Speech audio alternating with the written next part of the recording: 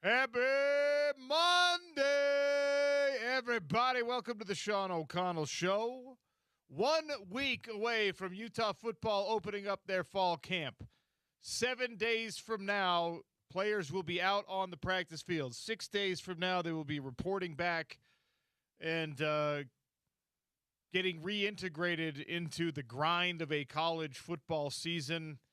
We cannot wait for that eventuality. Now, we got the news. I'm not going to call it bad news. I'm going to call it expected news from the official junk mail that practice media is going to be closed.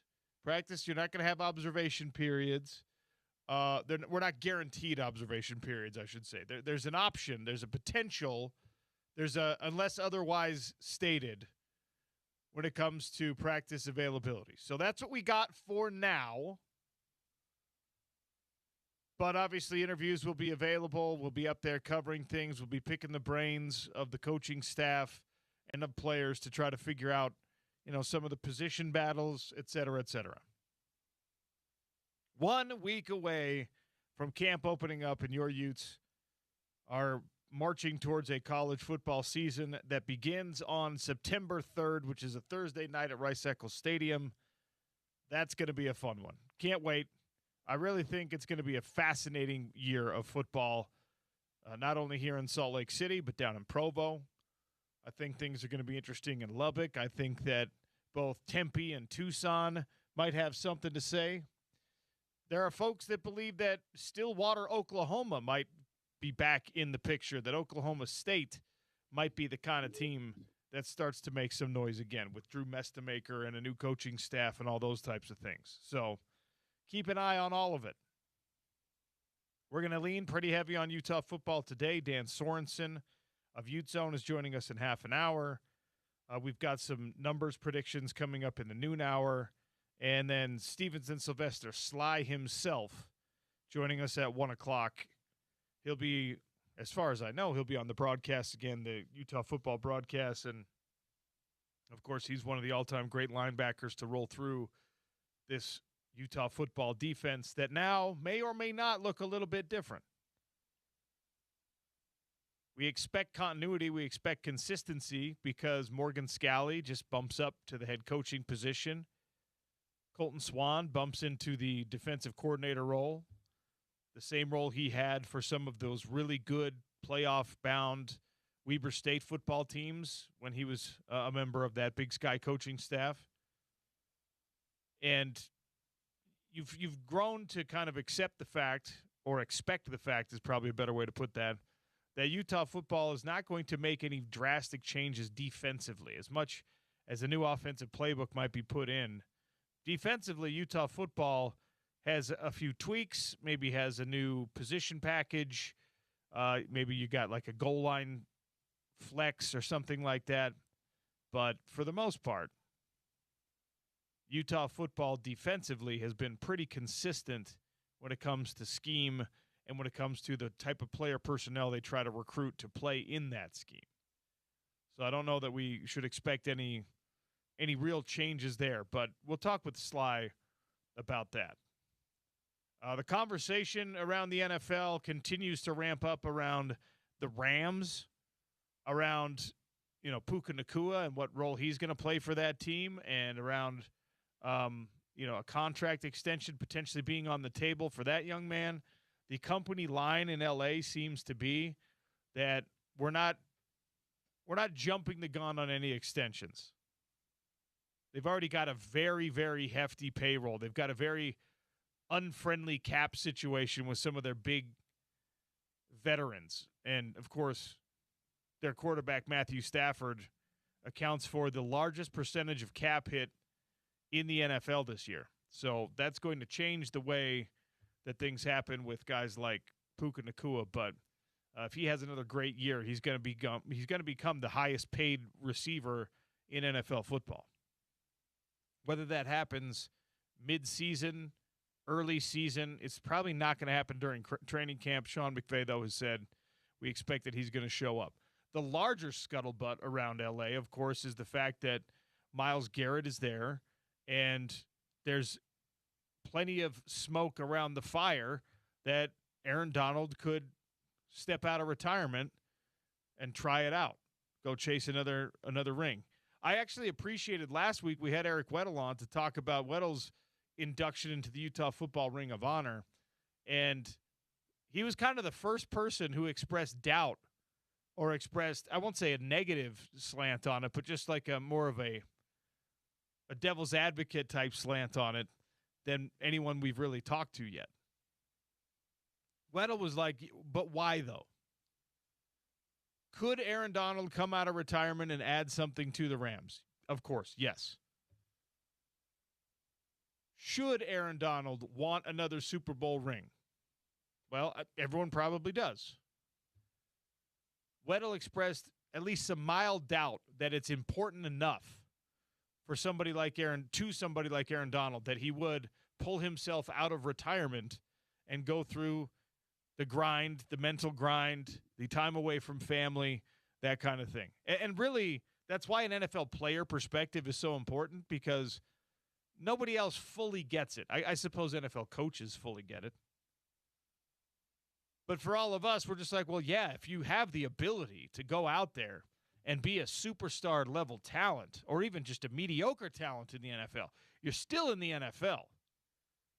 It's like this superhuman appointment. It's this honor that none of us can even fathom. And you're these sports heroes that we hopefully don't worship too much, but that we adulate as an American public. Why wouldn't you want that again if you could have it? And it was great to hear Weddle say, well, because if you don't need it, why would you do it? If you don't need money, which he doesn't, if you don't need more attention, which he doesn't, if you don't need to cement your legacy, which he doesn't, why do it? So why would he? I think it's because there's a competitor in everyone, and there's a fascination even for, and maybe especially for, those elite guys. Like, what would it look like if I played next to another guy who was like me? How would it be if I did one last ride with somebody who's a peer of mine, an equal almost? Because he never played with any on the defensive line. As much as, Jared Verse came on strong as a young man, nobody was like, oh, that's the next Aaron Donald. Myles Garrett is not positionally similar to Aaron Donald, obviously, but he is the similarity comes in his freakishness, his dominance. So is Aaron Donald going to come back and play? I think so. How many games? I don't know. Our Utah football legend, Eric Weddle, is the first person that we've heard kind of come on and say, well, hold on. Don't just expect this is a guarantee. The reason I'm bringing it up is because we're a week away from Utah fall camp opening, and it's summertime radio, so you can do whatever the bleep you want. And it made me think about, all right, if you had an option, right? And with the lawyers, you never know, because 5 years of eligibility now to play all 5 years means that there are plenty of people out there. There's, I think, currently a little over a dozen cases open of people suing for more eligibility because, hey, my school year just ended, and now it's 5 years to play 5. I want that 5th year. Like, let's pretend that you've got the best lawyer in the business, and that person is going to be able to get eligibility for whatever former Utah football player you want to have that 5th year. 877-353-0700. If you could add, I tweeted it also at Real OC Sports, if you could add one former Ute to the 2026 campaign, to this year's roster, to bolster what you think this team needs, who would it be? 877-353-0700. I think I have an idea where most people are going to come in on this, but I want to hear from you. It's a complete silly hypothetical, but that's what we're doing today, all right? You could add one former Ute, give him an extra year of eligibility, assume that he's like Aaron Donald, and he's healthy and a complete freak and still close to football shape. And if you have to, if it's someone who's, in their 40s now, you can pretend that they're in their early 20s again. 877-353-0700. The former Ute you would add back to this year's roster in order to help Morgan Scalley in his first year chase greatness and potential Big 12 championship and the football playoff inclusion that would come with a conference championship. And by the way, we haven't talked about this because on my show, I've kind of tempered I'm trying to temper expectations a little bit. I am optimistic that this is going to be a really good Utah football team. I'm very excited that this squad is going to make some noise in the Big 12. I am not going to operate under the assumption or under the demand that it's conference championship or the first year under Morgan Scalley is a failure. Nowhere close to that. Nothing even resembling that. There are some really good teams. There are some really loaded rosters. There are some deep pocketbooks that have helped those rosters to be loaded, and those teams are the favorites to win the conference for a reason. Utah, I think, is in that second tier for some people for a reason. But if Morgan Scalley can pull it off, if he can overachieve with this year's football team, and he's very capable, and his assistant coaches are very capable, and his quarterback position room, which is the most important in all of football, is incredibly capable. Now we're talking about, we spent a lot of years digesting what the ultimate legacy of Kyle Whittingham is, and we will again when he retires from his job at Michigan. But with Morgan, he's 20 years away from having a real legacy discussion, but goodness gracious, what a start it would be if he jumped right in and became a conference championship contender.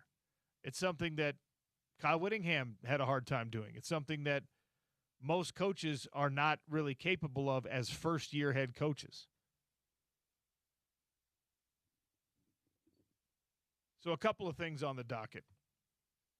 If you could add one former Ute, assuming full health, you turn back the clock, he's 21 years old again.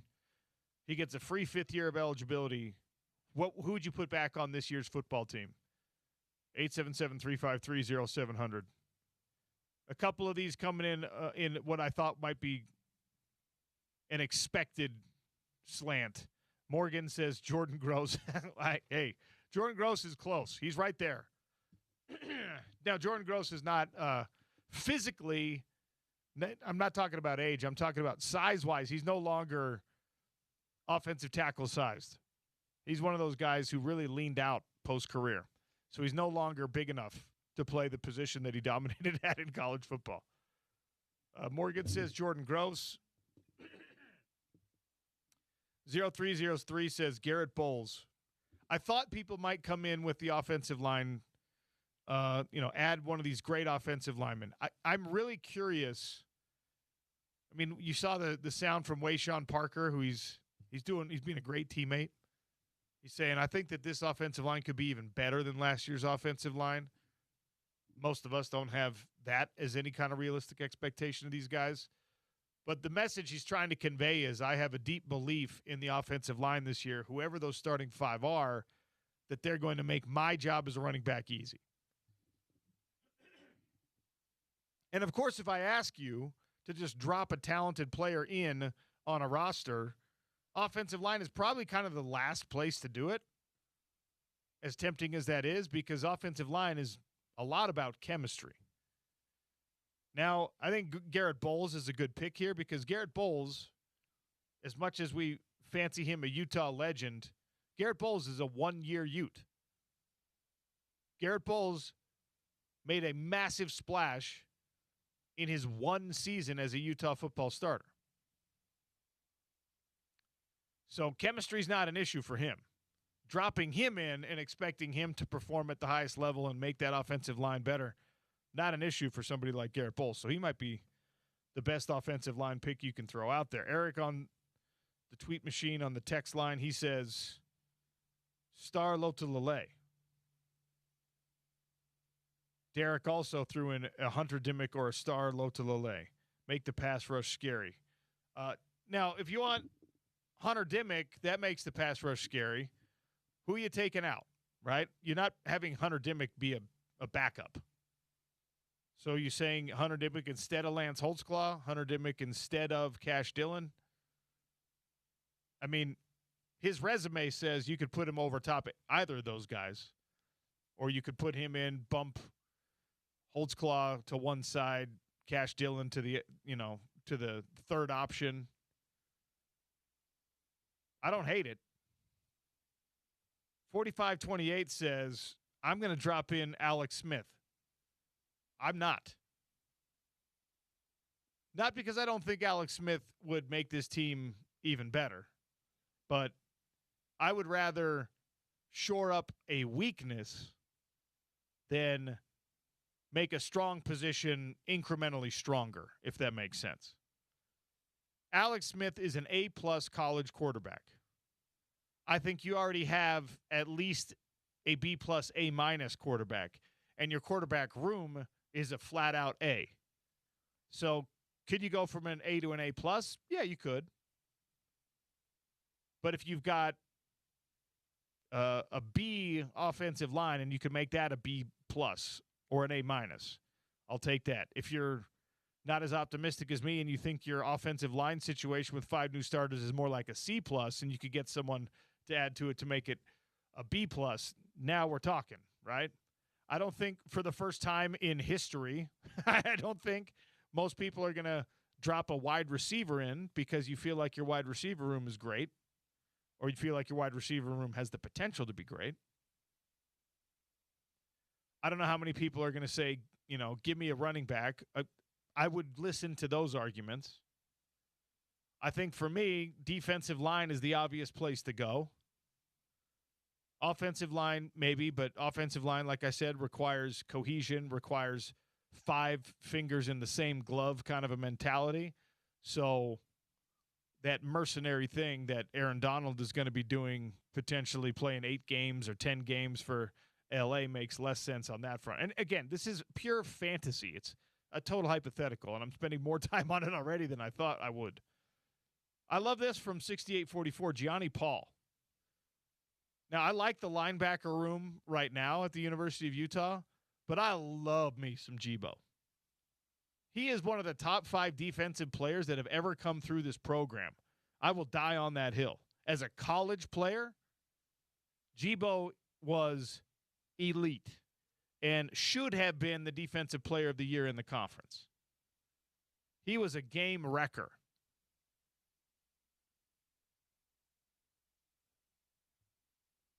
A lot of people coming in with Steve Smith. Surprised by that. Steve Smith, who I love. I love talking to him. I love his cantankerous stance against a lot of things in the world. I love him as an NFL player. I love his little man competitor syndrome. Steve Smith, if I'm assuming that he is now back to college Steve Smith ain't the guy I'm putting in. He was a much better, more productive, more impactful NFL football player than he was a college football player. And he's a really good college football player. But if I get to choose from any Ute at any position from any era and drop him back into the 2026 roster, it's not going to be Steve Smith. How about this, Caden?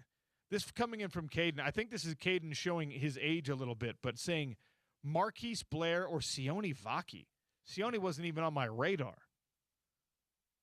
Now, do you want to add him because of his defensive prowess or because of his defensive and offensive versatility?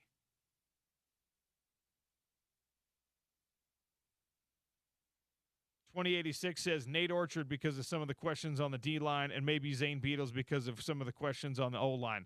That, 2086, reasonable on both fronts, intelligent on both fronts, in my opinion. We have questions about the productivity, the returning production of your defensive line when it comes to the pass rush especially, right? If you have Nate Orchard, who you know is capable of rolling out of bed, again in this hypothetical scenario, and giving you double-digit sacks, no-brainer, in my opinion. Nate Orchard would be a hell of a pick here. That is one thing that you need plenty of. because your your top returning pass rusher, your top returning sack getter on this roster, James Peterson. I've been rude and not really welcomed you into the show yet today. James, do you know who the top returning sack man on Utah football's roster is this year? And 1,000 James Peterson bonus points if you know exactly how many sacks he had. Ooh. And this is according to, by the way, the UtahUtes.com actual in-house stats. Okay. Returning sack leader, Cash Dillon, 4 sacks. Wow. Cash Dillon, correct. 4 sacks, very close, but you lose on the Price is Right rule there. Ooh, is it 3.5? It's 3.5. Oh man, I should have thrown in the half there, knowing that he probably had a half a sack there. I knew it wasn't gonna be a lot of sacks because JHD just gobbled up all the sacks last year in the games that he played. He had 11 games, 11.5 sacks. Logan Fano had 4.5 sacks over 11 games. Cash Dillon played in all 13 games. 20 solo tackles, 15 assisted tackles, 4.5 tackles for loss. 3.5 of those were sacks. He also forced a fumble. Cash Dillon, I think, is being a little bit slept on because we like Lance Holtzclaw's upside. We like his potential. We like his loquaciousness. We like the fact that he is kind of like the spokesperson of this Utah football defense right now. And by the way, Lance Holtzclaw is not even second on the team in returning sacks. James, because I'm so impressed with your ability to get the Cash Dillon pick right, do you want to take a crack at the second returning sack? Second returning sack leader, and you said it's not Lance Holtzclaw? Not Lance Holtzclaw. He's actually tied for 4th. Man, I've been doing enough roster research here. Give me some of the names, pass rushers that are returning besides those 2. Well, that's kind of a trick question because of this, because it's not a pass rusher. It's not a defensive end. Okay. It's Jonnu Hall. It's John. Right. Okay. Jonnu Hall had 2.5 sacks last year. Elijah Ellis, who, can I tell you, people, think he's going to pop this year? Ridiculously excited I am for the pop of Elijah Ellis. I think it's going to happen this year. If it doesn't happen this year, it's definitively going to happen next year. Like, it's not a matter of if, it's a matter of when. I think it's this year, and it's going to be glorious and incredible and not unexpected by me. I don't think unexpected. Once people are like, oh, yeah, that's an Ellis, everyone in the NFL is going to be like, yep, that makes sense. Everyone in the Utah football locker room is going to be like, yeah, we knew this was coming, right?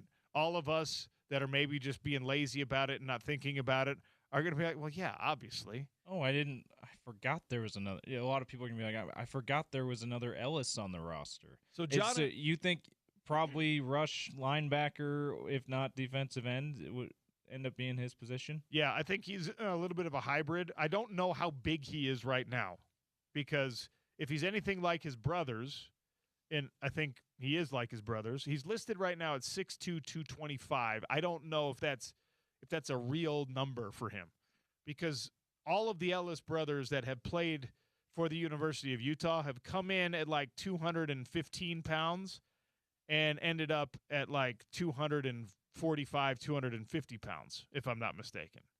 So I don't know if he's quite as tall, listed at 6'2". But in any case, he had 2 sacks last year. I think we get a little bit more out of Elijah Ellis, who is not a defensive end. He's a linebacker, but he obviously has the ability to bend the edge if you need him to and could provide you some unique looks in that regard. A la, it's an unfair comparison, but remember when they decided to let Devin Lloyd pass rush a couple of times? And just sort of happened into, oh, yeah, he's really good at that too. What he almost had in his 2021 year, he almost had double-digit sacks. He had 8 or 9 sacks that year, and he wasn't even rushing the passer very much. There's just some people who have an acumen for getting to the quarterback, whether it's by blitzing them or letting him line up usually in a 2-point stance on the edge. Yeah. For whatever it is, right? And I think that that's probably the use of Elijah Ellis. So the returning sack leaders are Cash Dillon, 3.5. Jonnu Hall had 2.5. Elijah Ellis had 2. And then Trey Reynolds and Lance Holtzclaw were tied with 1.5. 1.5. Jonnu, I'm not saying he's going to be as good as Devin Lloyd, right? Don't get that twisted. Devin Lloyd was probably the best linebacker in program history, but Jonnu might have that in him as a strictly a linebacker who doesn't rush the passer very much. Have that same thing in him where with more opportunity this season, with more of a mantle on his shoulders to be that veteran leader, potentially captain on the defensive side, we'll see, to maybe we look at the end of the year, we go, man, he had 7 sacks this year or whatever it is. He might be one of the sack leaders from a strictly linebacker, not pass rusher position, because he showed that. I think he might have gotten all 2.5 sacks OC in one game against Cincinnati. I feel like he was all over the field against Cincinnati, and he got multiple sacks or multiple half sacks where he helped take down Brendan Sorsby in that game, and he only had 2.5 on the year. I mean, that might have been an indication of, hey, he can do a whole lot more of that if we allow him to over a full season. So I wonder if that happens for Jonnu Hall. Nathan on the text line says, would John Henry Daly count or not? Because he's still playing. If you want to bring that former Ute back, you're allowed. And take away his Achilles injury too. We're erasing the Achilles injury and we're bringing him back. I mean, that everyone close to him, everyone who's mad at him, we should all want for his Achilles injury to not have been a thing. Absolutely. Obviously, Michigan wants his Achilles injury to not be a thing. I don't know. I have not paid attention to the Michigan message boards or the recovery process for John Henry Daly. I would be amazed if he, first of all, if he plays anything before the second half of the season, and even more amazed if he has any real return to greatness this season. Yep, for sure. I mean, we've seen across all sports remarkable returns from Achilles injuries, particularly in basketball over the last 5 to 10 years that I personally wouldn't have even thought would be possible ever. But even with those guys, they have not been quite as good as they were pre-Achilles. I mean, Kevin Durant in the NBA has been the closest one to that, but yet he's also missed significant time basically every season since he tore his Achilles. So yeah, even if Hunter Dimick is able to, or excuse me, John Henry Daly is able to play. I'm cheating at the text line, seeing Hunter Dimick's name. Even when we see John Henry Daly, he more than likely will be a diminished in some way John Henry Daly when he comes back. So Terrell Suggs is the best example of this. Terrell Suggs tore his Achilles tendon, had it surgically repaired, and was back in 5 months, which is absolutely insane timeline. It's also a timeline helped out by HGH. Let's not have any illusions about that, okay? But even with that, and I begrudge nobody, especially a professional athlete, trying to recover from an injury as fast as possible. I'm not going to stand on some moral high horse about something like that. I've seen people use HGH for surgical repair. It was miraculous. And this was someone who was getting like the bootleg Chinese stuff, like literally had to watch a YouTube instructional video on how to administer the HGH because the packaging did not have a lick of English writing on it. Like that level of dark web HGH helped miraculously with someone I know's surgical recovery. So Terrell Suggs got back after 5 months. He was playing. That was the same Ravens team that Ray Lewis got back from a bicep tendon repair after less than 5 months. Like these guys were on the good stuff, okay? Terrell Suggs, though, when he first came back, was not anything near what Terrell Suggs was before the injury or even the following year after that. The immediate return, we saw this with Britton Covey's knee. Remember that? Yeah. Took him about a year and a half. Where he was like, I'm playing, I'm back, but he wasn't back. He wasn't that insane, twitchy, change of direction, Barry Sanders style running. It takes time. And so. You remember Michael Crabtree, too.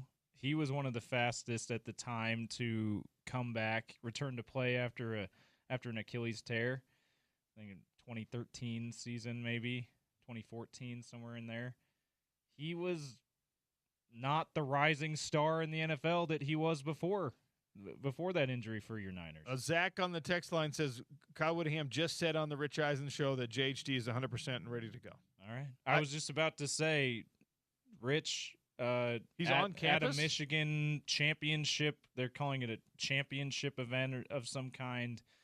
He did tease that Rich was, or that Whit was going to be on the show. We'll try to pull that sound and play any relevant stuff to Utah from the Whit interview. Maybe we'll get that on the show tomorrow. Okay, got to take a break, but keep the text coming in. It's fun and fancy free, okay? On a Monday, a week ahead of Utah football opening camp, what former Ute would you drop onto this year's roster to help them win a championship, assuming full health, eligibility, youth, whatever? 877-353-0700. Keep the text coming in. We'll get to more of those. I'm also going to ask Dan Sorensen the same question. He joins us next. It's the Sean O'Connell Show on ESPN 700 and 92.1 FM.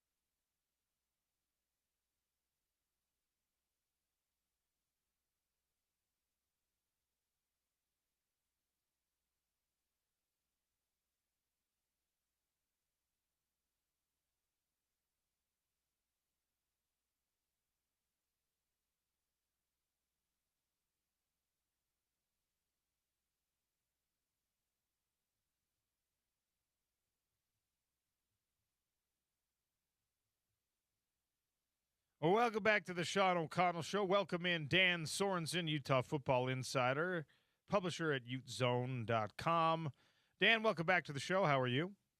Doing well. How are you doing? I'm doing all right, man. We are 1 week away from Utah opening fall camp, and that's where we get to stop pretending we know what we're talking about and start actually getting an idea that we might know what we're talking about.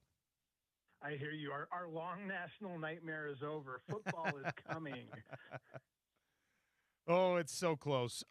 Before we get into anything even remotely serious, because of Aaron Donald, I got thinking about, wild hypotheticals. If you could take a former Ute who is, we'll call it in retirement because of lack of eligibility, or, they just moved on in life because all college athletes have to, and you could drop that former Ute onto this roster and help them win a championship.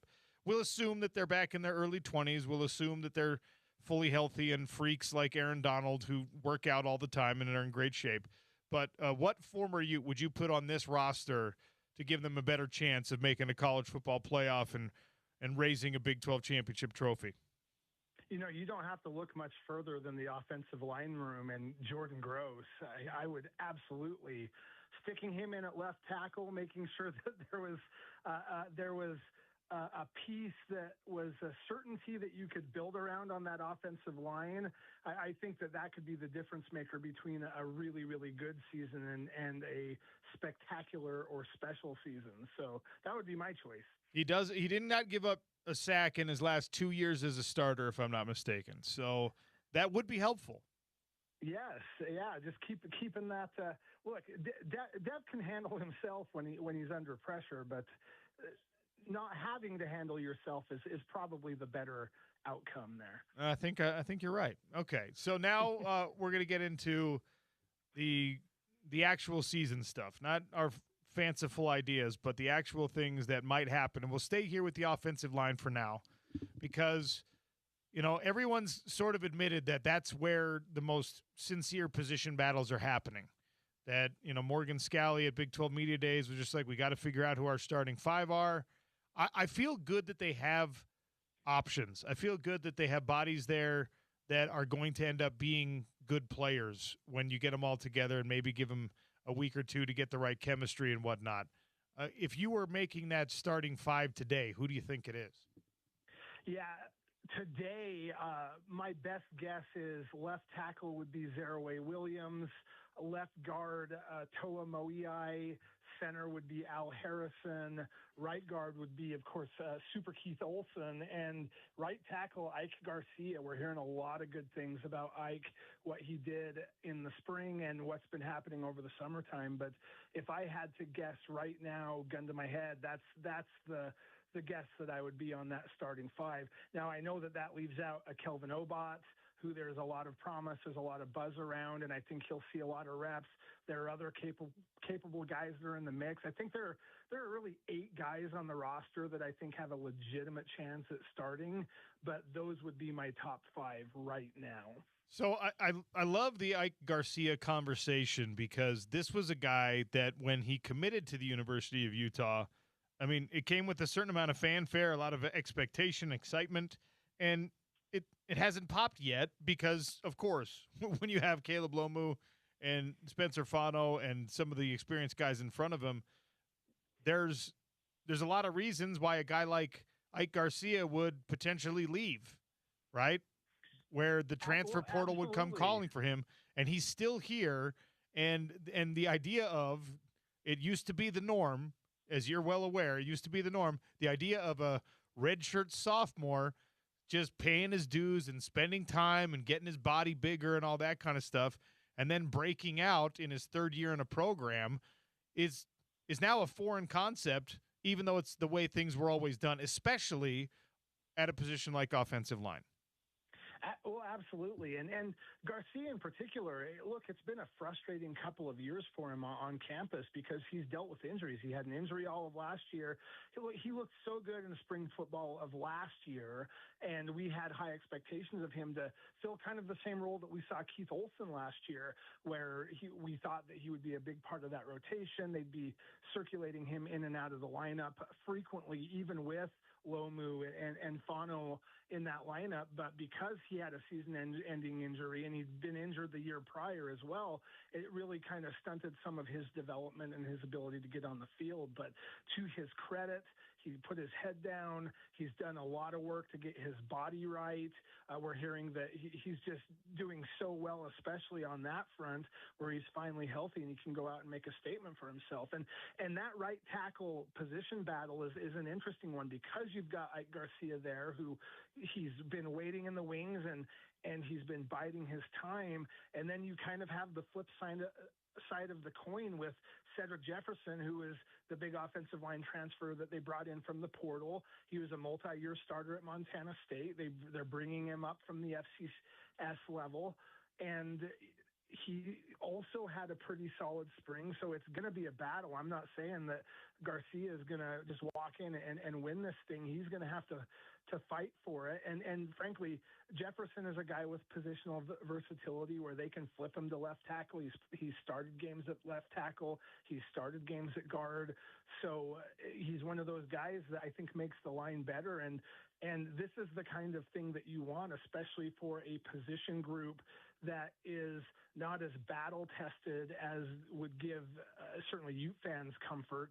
But the fact that there are at least 8 guys that are going to be pushing one another that are good enough to start, and then now the key is, can you get that 5 in place within the first week or so of fall camp so that they can really start to gel and be ready to go by the time that Idaho and then Arkansas roll around, where they're starting to fire on all cylinders. That's going to be the key. If this battle continues into week 2, week 3 of fall camp, that might be a little bit more problematic, especially since nobody's really stepping up and earning and winning that job. But it's by far, in my opinion, the most fascinating position battle in fall camp, and frankly, the most critical for this team. This team will rise as high as the offensive line can take them. I agree with you wholeheartedly. There were a lot of packages and plays last year where a 6th offensive line body was brought in, and I wonder if it's no longer that Jason Beck offense. Some of those things worked well and are probably going to be reimagined, I would imagine, under Kevin McGiven.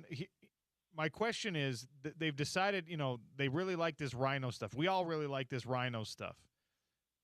Does that decrease the likelihood of a 6th offensive line body like a Jefferson or an Obot being put next to the starting 5 or being worked in conjunction with the starting 5? Or could you see a situation where it's like jumbo, where you've got a 6th offensive lineman and you've got the rhino backs in? Oh, yeah, I absolutely could see Kevin McGiven using the super jumbo package, if you will, with multiple big, the rhino or whatever they call them these days. But look, a Semi Tawanga, who got a lot of snaps last year and of course was the internet darling of college football for a little while in the spring, just based on some things that he did as a receiver. And I'm really excited to see what Utah can do with him and using him as a receiver and using that, the possibility of a run as a decoy ploy type of thing. But putting a Tawanga on the field with a Toa Moiai or a Reese Parmenter or somebody coming in that's playing a tight end reps technically, but are absolutely an offensive lineman. I think that works so well. And because Devin Dampier and Bird Ficklin both run the read options so effectively and they're so explosive as running threats from that quarterback position, I think it would be silly to throw that entire package out the window. I think that they'd like to be a little bit more versatile in what they can do, so it's not obvious run every time or obvious where the run is going. But I do think that we're going to see a healthy diet of that type of package this fall, in addition to everything else that we're going to see with multiple wide receiver sets and that sort of thing. Dan Sorensen, our guest here on the Sean O'Connell Show, 1 week ahead of Utah football opening camp, and we're speculating on rotational stuff on the offensive line. Let's do it on the defensive line now. I think it's another position group where you have some serious questions that need to be answered. It's a lot less important to have a hardcore starting group at D-line because they're going to rotate in and out. What you need there is depth. But everything we've heard about Carson Kaufusi seems like he's one of the starting D tackles. Who's the other? Like if we're going to do a top pairing like we're doing NHL defensemen, it's Carson Kaufusi and who? Yeah, if you're talking strictly starter, I think it's probably going to be between Jai Moe and Jam Wallace. Lucas Samsula is going to have something to say about that as well. But I think it's going to be dependent on the type of team that they face. At defensive tackle, look, Utah's always wanted to go 4 or 5 players deep in that rotation with all 5. If they go 5 deep, they want that 5th guy to get maybe 10 snaps a game, the starters to maybe get roughly 20 to 30 snaps a game. But keeping those guys fresh has been really important. And Utah's best defenses, they've been able to do that. Last year, the rotation performed well at times, but it certainly, especially with injuries as the season went on, it was a real struggle. So I think that Utah's in much better shape from a depth perspective this year. Like you said, Kaufusi, we expect a massive improvement out of him. Pupu Sepulona, he played really, really well as a true freshman last year. He's bulked up even more, so he's at 298 on the roster right now. And he's gonna be in the mix there. Moe is a guy that you just heard about him over and over and over again during spring football. And when they brought him in, one of the things that they looked at what he did at San Jose State was his win rate one-on-one as he was going up against offensive linemen. And as an undersized true freshman, he had the highest win rate in college football of going one-on-one. And he's not very big, but he's so quick. He fires off the ball. He's disruptive. And he can hold his own in those run situations. And he's a guy that Ute fans don't know his name very well now. They will by the end of the season. But I love the fact that there are, once again, like the offensive line, so many bodies and capable guys and guys that are hungry for different reasons that are going to be battling in, day out to get on the field. And they know that they can't let up if they want to see reps. And so this is a good problem for Utah to have. I think the defensive tackle position is going to be significantly better than what we saw a season ago. And even though these guys are young, I think that they're up to the task. Is pass rush going to be an issue? That's a tough one. Look, John Henry Daly was special in every regard. When you look at the advanced stats, what he did last year, the amount of impact that he made on the field, even when he didn't touch the quarterback, was significant. Is Utah going to have a guy that makes that kind of an impact this fall? Probably not. I'm bullish on Lance Holtzclaw. I think he, funny enough, he did not really get home a lot last year, but when you look at the numbers and what he did a season ago, he was the second highest percentage in terms of getting to the quarterback behind John Henry Daly. He didn't get as many opportunities as a backup, but he's able to create pressures. He's able to make quarterbacks uncomfortable. The thing that he didn't do last year at a high clip was land the sack. And that's going to be something that's important. And then I know that Coach Scally has talked about the fact that I think that he cares far more about pressures than he does about actual sacks. But everybody knows, well, the sack is the big play, right? It's every single great Utah defense that has been on the field for the last 30 years has had at least one guy that was an elite pass rusher that could get home and get the sack. And so, who that's going to be is a big question. Holtzclaw, I think, is capable. Ethan Day, hearing great things about him and how his summer has gone.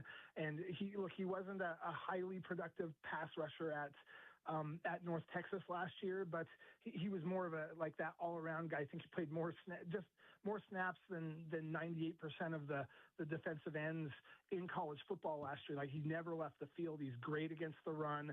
He can get home to the quarterback. we'll see if Paul Fitzgerald can do something. He had that great season a couple of years ago up at Utah State before he transferred to Utah, and with injuries and being down on the depth chart, he really hasn't had a chance to show what he can do, and he's fully healthy from what we're hearing. And so can he come out and be that breakout guy, kind of like JHD was last year, coming out of nowhere? It's possible. And look, Cash Dillon, as a redshirt freshman last year, played really, really well. And there's going to be a day where Cash Dillon is all-conference caliber. I don't know if it's this season. If it's not this season, it will definitely be next. But he is a superstar in the waiting. He's just got to put those last things together. And so between those four guys, I don't know what's going to happen. And I don't know who's going to be the leader there. They're going to have to show it on the field. We're probably going to see a little bit of playing with that lineup and a quicker rotation than we normally would. But there's opportunity for all four of them, and they're capable. It's just a matter of, can they go out and get it? So I'm going to do something really unfair, but it's all speculation season. We're in talking season right now. So let's say you get 72 touches on offense that you get to distribute. I don't care if you want to do it percentage-wise, you want to do actual numbers for touches, but we think you've got this embarrassment of weapons that Utah football that's usually not a characterizing factor talking about your roster, right? I think people want to see Devin Dampier call his own number. They want to hear the same from Bert Ficklin, more than in just specialized packages potentially. You got Nate Johnson, who can take the top off of defense. How many times you getting the ball to him? We know about the wide receiver room that you've brought in some talent where Kyrie Scholes has a lot of production, not at Utah, but a lot of production. Same thing with Pagan. And then you've got Wayshawn Parker, who I think most of us want to see be a bell cow back. But what about Daniel Bray? I haven't even mentioned Hunter Andrews. You got to give that guy 10 touches a game maybe. So it's a good problem, I think, to have, but how would you solve it? Yeah, it's the question that I've really been wrestling with the most throughout the summer and some of the things that we've been writing. I wrote about a couple of weeks ago, I wrote about just the wide receivers and what does that distribution look like? And look, and you mentioned all these names, and the one that I've got a sneaking hunch that at the end of the season, the number one receiver is going to be Larry Simmons. And he showed a lot at the end of the year, and he had a great spring. And he's a guy that I think that when Dampier's in trouble, who is the number one guy that he's going to go to when he's in trouble? And I think that Simmons is going to be that guy. There's that chemistry. And then Ricky Johnson, the guy that had the big spring. You mentioned Bray, that Morgan Scalley called him out multiple times as maybe having the best camp of anyone. So, yeah, there are a lot of guys in terms of weapons, and it is a good problem to have. The problem is there's only one football, so how do you keep everybody happy? And that's going to be a big challenge for Kevin McGivern and for Coach Bump and for all those guys across that offensive staff. To answer your question, you're going to want out of that quarterback position, and I think 72 snaps, offensive snaps a game is probably a fair number. That's about what you're going to see, I think. And you're going to want, 20% of those staying with the quarterback position. I think that with the passing game, you'll want a good 50% of those. I think Morgan really wants that 50-50 balance in the run and pass. And so 50% of those snaps are going to the passing game. So that gives you 35, 36, 37 throws a game. That's a lot of throws. It's more throws than what we saw last season. And I think there's an opportunity to distribute the ball and get multiple guys involved. I don't necessarily think you're going to see anybody that's going to touch close to 1,000 yards, with the exception of maybe Wayshawn. And he is a guy that needs 20 touches a game. He's too big of a threat. He's too big of a weapon. And I think that you can use Bray as a change of pace kind of guy and work in the Nate Johnsons of the world, or work in Hunter Andrews as a big back and running him in that that orbit motion and doing the handoff. But it's tough. It is It is, like you said, it's a great problem to have. There are a lot of guys that are going to be highly capable when they get the ball. And so it's a matter of how do you keep people happy? How do you keep defenses on their heels and keep them guessing and put your guys in the best possible position to succeed? And I think that the thing that Utah does have in their favor with that is who is behind center, especially when it's Dampier behind center. I think he is. We only saw a portion of what he can do. He wasn't healthy at all last year. The UCLA game basically was the game where he was the most healthy, and then he battled through things for the entire year. Ute fans haven't seen just how good he can be as a passer, and certainly as a runner. He wasn't as explosive, and still he had a great year and a good enough year to have extremely high expectations this year. So with him behind center, with him making decisions, with him looking for ways to exploit the defense, I have a lot of confidence that he's a guy that can get it done.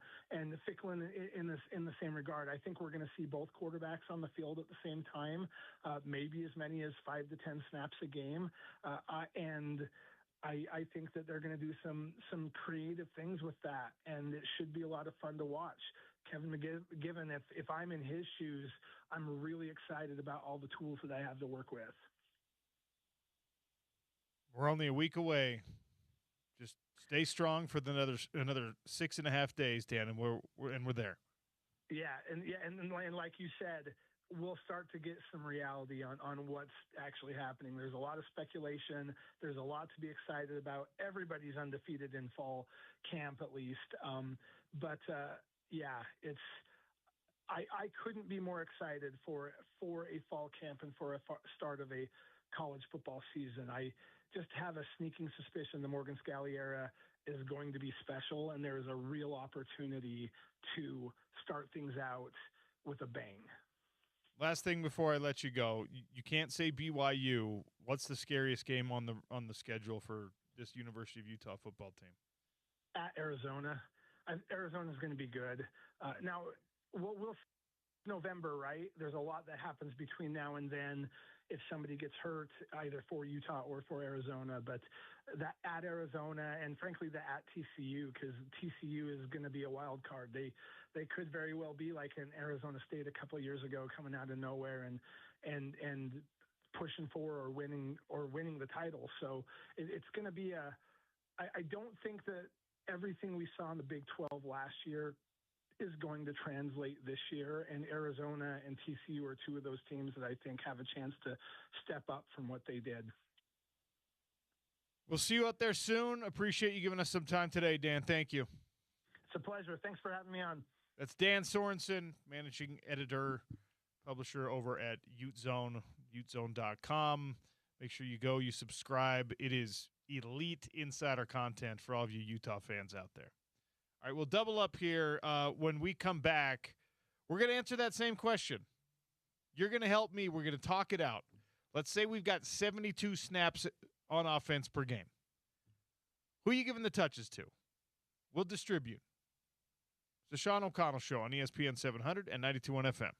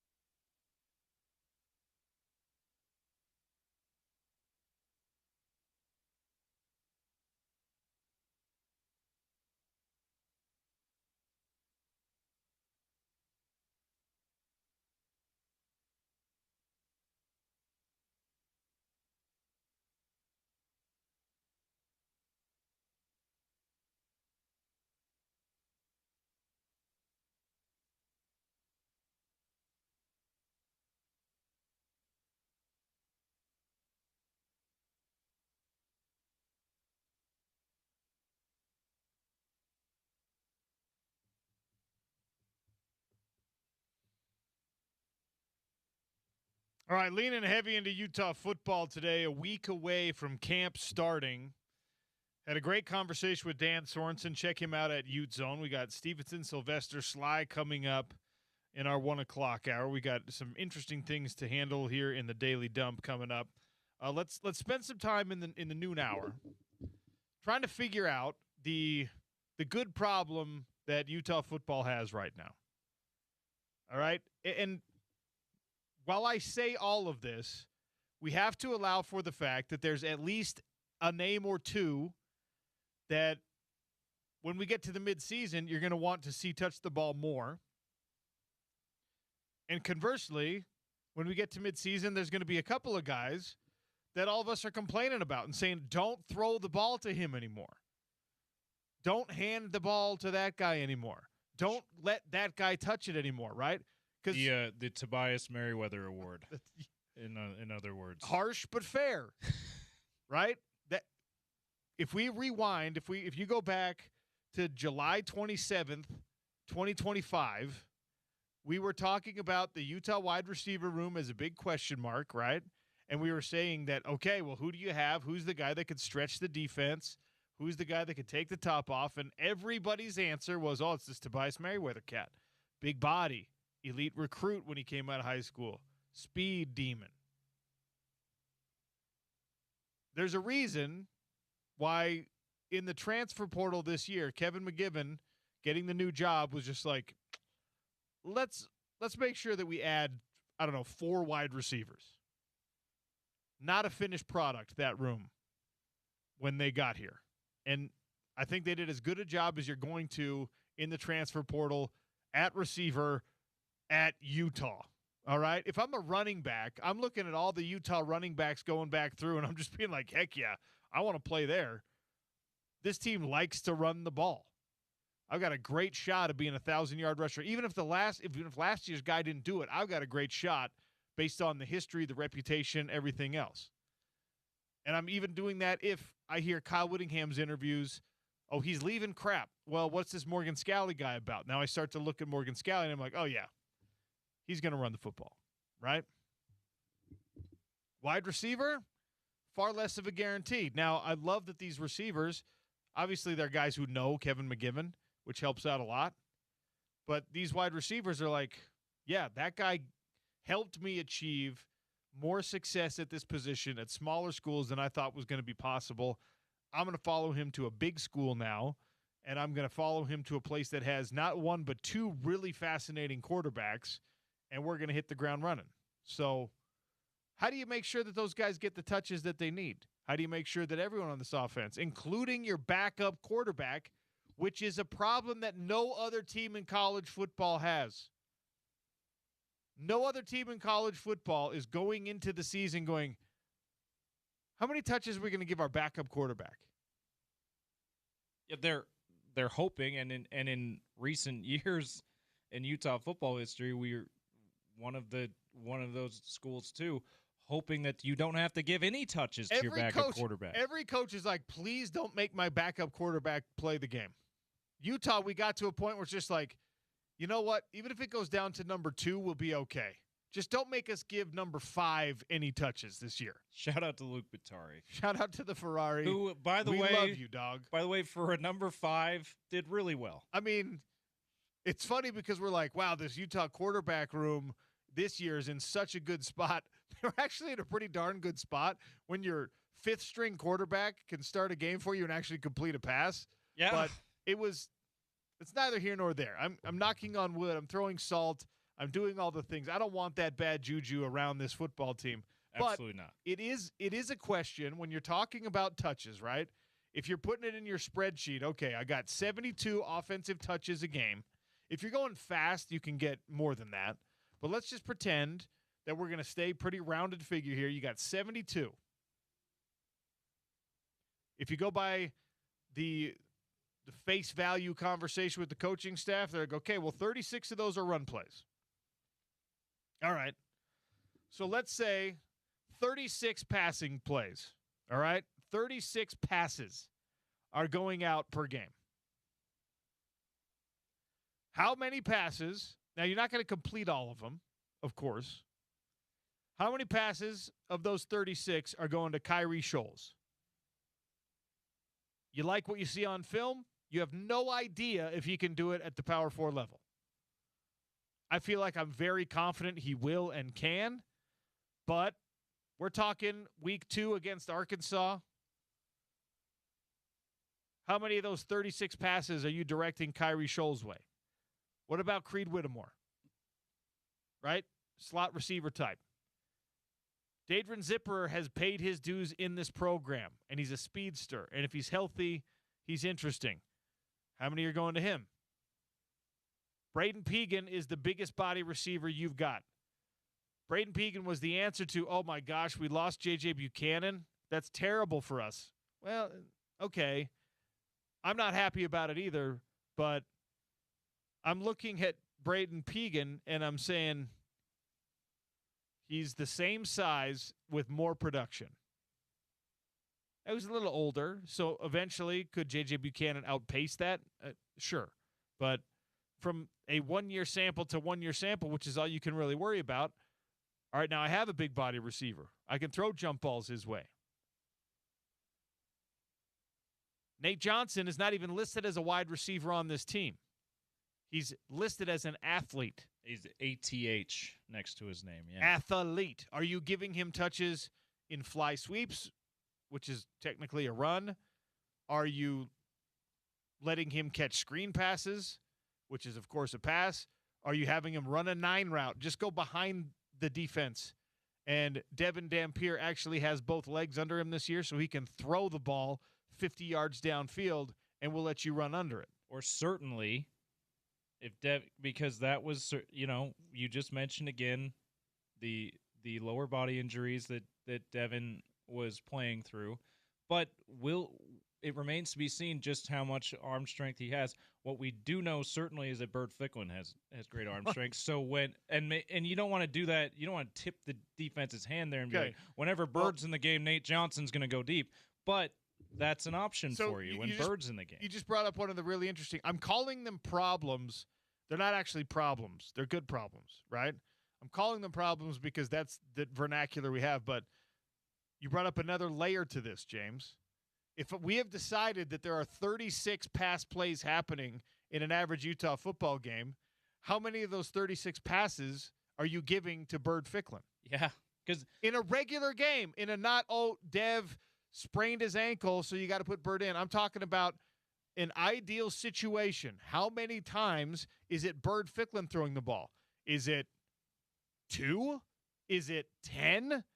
It's not half of the half. You're not giving him 18 of those attempts, right? Yeah, he's gonna, because you're absolutely right, because we will assume that he's going to have a lot of quarterback runs when he has his Bird Ficklin package, right? Okay. So again, I appreciate you always dropping in, and because then I get to be like, well, hold on. Maybe it's not. Maybe we shouldn't assume that. Because look, let's say you want to make a real big splash against Arkansas, and let's say you want to make a real big splash against BYU, and you're just like, okay, Bird Ficklin's in the game. Everyone on those defenses, based on what they've seen right now, is going to be like, all right, let's cheat into the box a little bit, especially out at the edges, and we're going to make sure that this Bird Ficklin kid, who's so good at finding space and so good as good as a quarterback's going to be at running through, like, at least minimal contact, you're going, all right, this is going to be a run, this is going to be a run, this is going to be a run, because based on film, the vast majority of his contributions have been in the run game. And then, like, he has such a live arm, and accuracy is always something that should increase from freshman year to sophomore year, right? So let's say if you're Kevin McGibbon, you're just like, here's what we're going to do, Bird. You're going to catch a shotgun snap. You're going to tuck the ball. You're going to do a run fake where you take 2 steps forward. You're going to pull up because he's a little taller than Dev, so he can throw when he's a little bit closer to the line of scrimmage. You're going to pull up, and you're going to rifle that thing 40 yards downfield, and Nate Johnson is going to be right there, or Kyrie Scholes is going to be right there. Now we're just like, oh, the defense caught slipping. The safeties were cheating up. thinking they got the read, thinking they didn't want to be like the many people who got posterized by this young fool, and now he throws it behind him. And what a rope that thing was. And now everyone's cheering, everyone's freaking out. You could probably only fool people for like four reps, 6 plays before everyone's just like, okay, you got to play him like you play every other quarterback in the league. But, again, it goes back to this 72 touches problem. How many are Bird Ficklin and how many are Bird Ficklin passing versus running? Because when he runs the ball, he's effective. When he passes the ball, he could be equally or even more devastatingly effective if you've got them in the right situation. And, of course, you've still got to let Devin Dampier get into a rhythm with his arm. So you can't not only do you have to ask yourself, how many times am I letting Bird Ficklin touch the ball and what's it going to look like? You have to think about the timeliness of those plays. Like, oh, my gosh, Devin just completed 3 in a row. Out you come. In goes Bird. You're going to be like, oh, no, that was a bad idea because we just interrupted some rhythm here potentially. There's all of these questions that Utah has to answer, and honestly, they're really, really fun things to speculate on. But let's go back to the receivers for a second here. I threw a tangent there at you, but it'd just be fascinating. The last thing I'll say, but it'd just be fascinating to see all the things that Kevin McGivern will try with this, for lack of a better word, 2-quarterback system, even though it's not necessarily going to be that heavy with both quarterbacks. I mean, is it Chris Leak, Tim Tebow? Is it something less than that? Is it something more than that? Is it Devin? I mean, I don't know if we're going to get it, but my ESPN, my NCAA football 2027 dream is shotgun snap with Devin standing at the quarterback position, but he's standing behind the guard. And Bird Ficklin is standing behind the other guard. They look like a traditional flex bone, like, hey, here we are, 2 running backs behind the quarterback, but there's no quarterback under center. I want it to be, that's my weird, like. That'd be so fun. Because if you're a defensive coordinator, you're just like, what? You don't know who's catching the snap. And then the other guy just runs like a little screen, runs a little flare. And, of course, everyone's just like, oh, it's going to the quarterback who doesn't get the snap. And he's the check down, right? Because everyone's going to run into the flat thinking that, oh, Devin Dampier is going to pass it to Bird Ficklin, or Bird Ficklin's going to pass it to Devin Dampier, and now you've got everyone else open behind the defense. Of course, it takes away a blocker potentially. I love that idea, having 2 quarterbacks in the game at the same time. You could do it if you wanted to for the University of Utah. 877-353-0700. 72 touches. Give me numbers. Give me percentages. We're just starting with the quarterbacks here, okay? I mean, with the wide receivers here. Kyrie Scholes, Creed Whittemore, Dadron Zipperer, Larry Simmons. Do we put Ricky Johnson in there? Because a lot of coaches have been mentioning Ricky Johnson. It's true. He got name dropped quite a bit in the spring. Do we put Mana Carvalho in there? Because he's a return specialist, but return specialists do a good job there so that they can then become more featured in the offense. That'll be an interesting thing to watch if he makes some strides as a receiver in fall camp. Could be yet another probably smaller weapon in the passing game, but the more options, the better in the passing game. You remember Drew Brees on the Saints, OC? You had Marcus Colston was the on paper number 1 receiver for a long time, but like 10 different guys caught passes every game, it seemed like, with that was one of the best passing games in the NFL. Even if Utah, the more options for Utah, the better to kind of jumpstart their passing. Okay, here's an exercise, James. I'm going to read you names, and you're going to tell me, of my 72 reps, of my 36 passing reps, do you as a Utah football fan, and by the way, James is an Ohio State football fan, so he's a neutral enough party, he's the right person to ask this. Yeah. Okay? I'm going to read you a name, and it's like Rorschach test. It's initial reaction. word association, yes, he must get a touch. You must throw the ball his way in a game or not. Okay? Are you ready? I'm ready. Kyrie Scholes. Yes. Creed Whittemore. Yes. Dadron Zipperer. So I'll say this. Everyone around me that I trust, including you, and we heard coaching staff saying he's got immense talent. I've yet to see it, though, Okay, which makes me that's fine. hesitate. So I'm going to say So not a must. not a must. Not a must. Okay, so right now we have 2 must. Okay? Braden Pagan, Yes. of course. Mana Carvalho. In the passing game we're Yes, talking about? in the No. passing game. Okay, not a must. Ricky Johnson. I'm going to say no for now, but like Zipperer, not be surprised if he becomes that. That's fine. Larry Simmons. Yes. Okay, there's 4. Tobias Merriweather. No, is he still on the roster? He's I on the didn't roster. realize that. Okay. Matt Clark. I'm not familiar Exactly. with him, so no. Peyton Rice. No. Junior Coughlin. No, yeah, these last few, no. Don't Bryce- know him. Bryson Baker. No. Max Osmus. No. All right. So there are 4 wide receivers. And I'll say potential for 6 because those other 2, Ricky Johnson and Dadron Zipperer, a lot of people are saying they're going to be a big part of things. So Okay, but 4 to 6.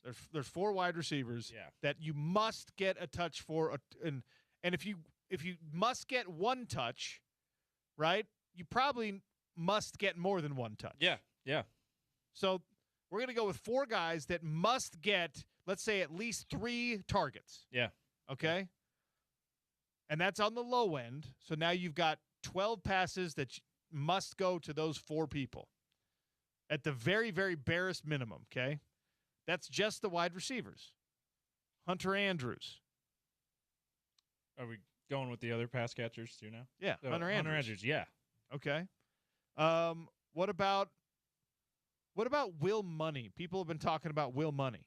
Yeah, I'll say no again just because I want to it's see Monty, guys. actually. I want to see guys prove it before in the off season before the season go. Yeah, they must get stuff. So I'm gonna say no for now. Okay. Bear Fisher, the freshman tight end, who they're very, very high on. I'm going to take this one out of your hands. You must integrate that guy. Yeah, I would. Yeah. Okay. Noah Benny.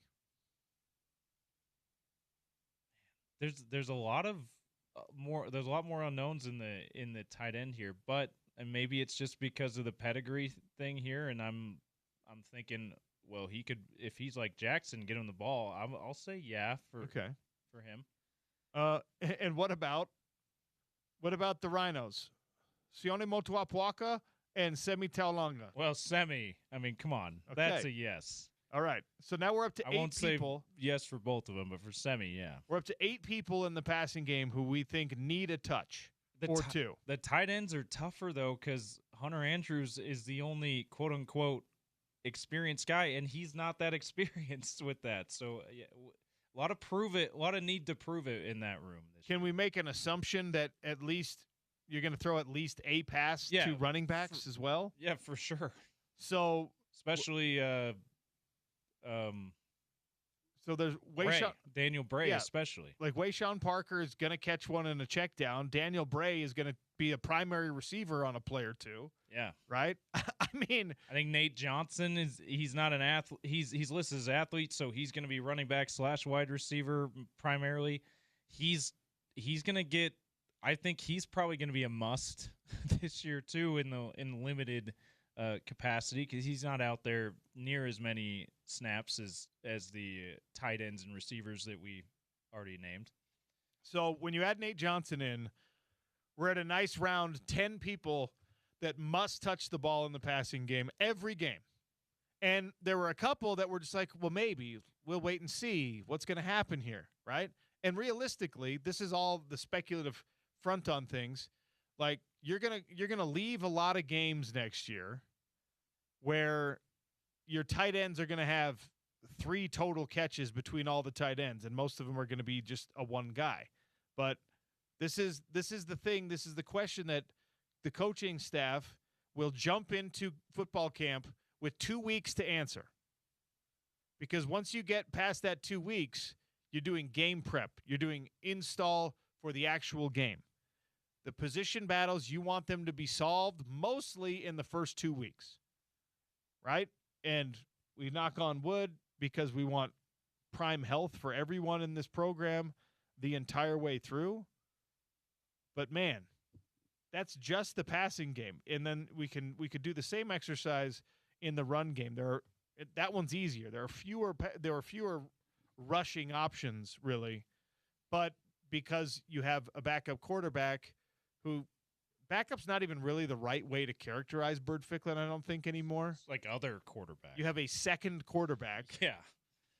Where he's going to be out, they probably will have them both out on the field quite a bit of time this year. He's going to be out there with Devin out of the game when Devin's not injured, like you said. Like, he's not going to be a backup quarterback. I think you're totally right on that. So, okay, I'm looking at – let's just go to a really good – we'll take Arizona State just to – because the Arizona State game was a great game for Utah last year, right? We liked that game, everybody. 877-353-0700. You look at a 42-10 victory over Arizona State, and you say, yeah, that was an awesome game for Utah football. And let's look at how the stat breakdown occurred in that game, okay? In that game, you gave 12 total passes to Devin Dampier. So I'm sitting here operating on a 36-pass, like 72 offensive reps per game. 36 of those are going to be passes. I'm out of my mind. In a 42-10 victory last year, Utah gave Devin Dampier 12 passes. They gave Bird Ficklin 1. They passed the ball 13 times in the whole game against Arizona State. It was such a dominant rushing performance on offense, and the defense. I mean, you only give up 10 points. The defense helped out the offense quite a bit too. So in fact, so Utah had 50. Maybe this is a bad game to go. They had 55 offensive plays in this game. That's low. Arizona State had 78, and Utah had 55. Maybe look at the Cincinnati game. That was another 40 to something. That was 45-14. 45-14, boy. And I believe that was Bird Ficklin starting for Devin, right? No, Devin Dampier. Bird Ficklin didn't. That was Colorado. So Devin threw the ball 31 times against Cincinnati. So this one, okay. So 42 points against Arizona State on 50-something plays, 45 points for Utah on 84 plays in this game. So just total other extreme. It's why you use 72 as like an average, right? You know what? Here's what I'm going to do. What is the closest barn burnerist, slug it outest game of Utah football's schedule last year? It's going to hurt me to pull it up, but the BYU game was their most competitive back and forth punch fest type game that Utah played well in on the offensive side of the ball. Absolutely, yeah.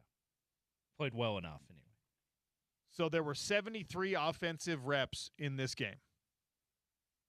Look at that. Devin Dampier threw the ball 36 times. All right? Daniel Bray ran the ball 10 times. Devin Dampier ran it 15 times. Bird Ficklin ran it 3 times. Wayshawn Parker ran it 8 times. And Nakari Rogers touched it once for 2 yards. Of those 36 passes, Ryan Davis caught 7, Dallin Bentley caught 4, and then it was no more than 2 for any of the other wide receivers. So those 1 or 2 touch people that we were going through in the wide receiver room and that we talked about in the running back room, that's how it goes when you throw 30 passes. You only catch 20 of them. You only catch 25 of them on a good day. If you're 30 of 36, that's a stellar passing day for this offense. So as we're talking about distributing touches and carries, conversely in that game, right, BYU ran the ball 42 times and passed it 24 times. They ran L.J. Martin 26 times in that game. Their bell cow back was a bell cow back. 26 times. Our Utah's bell cow back didn't exist in this game. They didn't run it that way. They didn't play it that way. So the way that these things break out absolutely is on a game-by-game basis.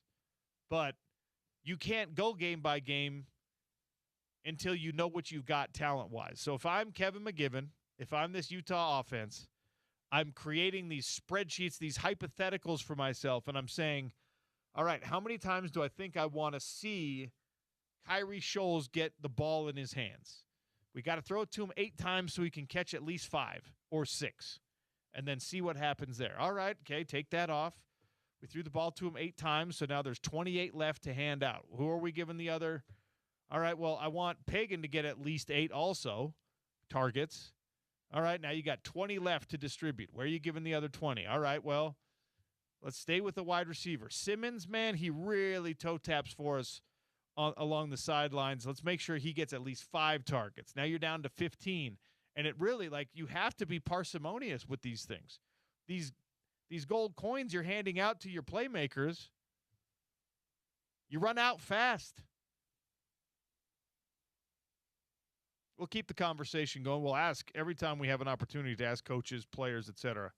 We'll ask them, because it's a good time for Utah football to be asking these questions. When you run out of when injury mounts, like we saw with the Cam Rising years, and it's just like, okay, well, you can't give any more touches to Brant Keithy because he's out. You can't have Cam Rising running the football, even though he's really good at it. So he's out. So, hey, Mekhi Bernard, guess what? You're going to touch the ball 38 times a game because you're the only guy we know. Britton Covey, I hope you feel good, bud, because we're giving you 15 targets. All right, we got to keep moving. Daily Dump. You will not believe who is going to be the highest paid Patriot in history and what position he plays. We'll talk about that and more in the Daily Dump. It's the Sean O'Connell Show on ESPN 700 and 92.1 FM.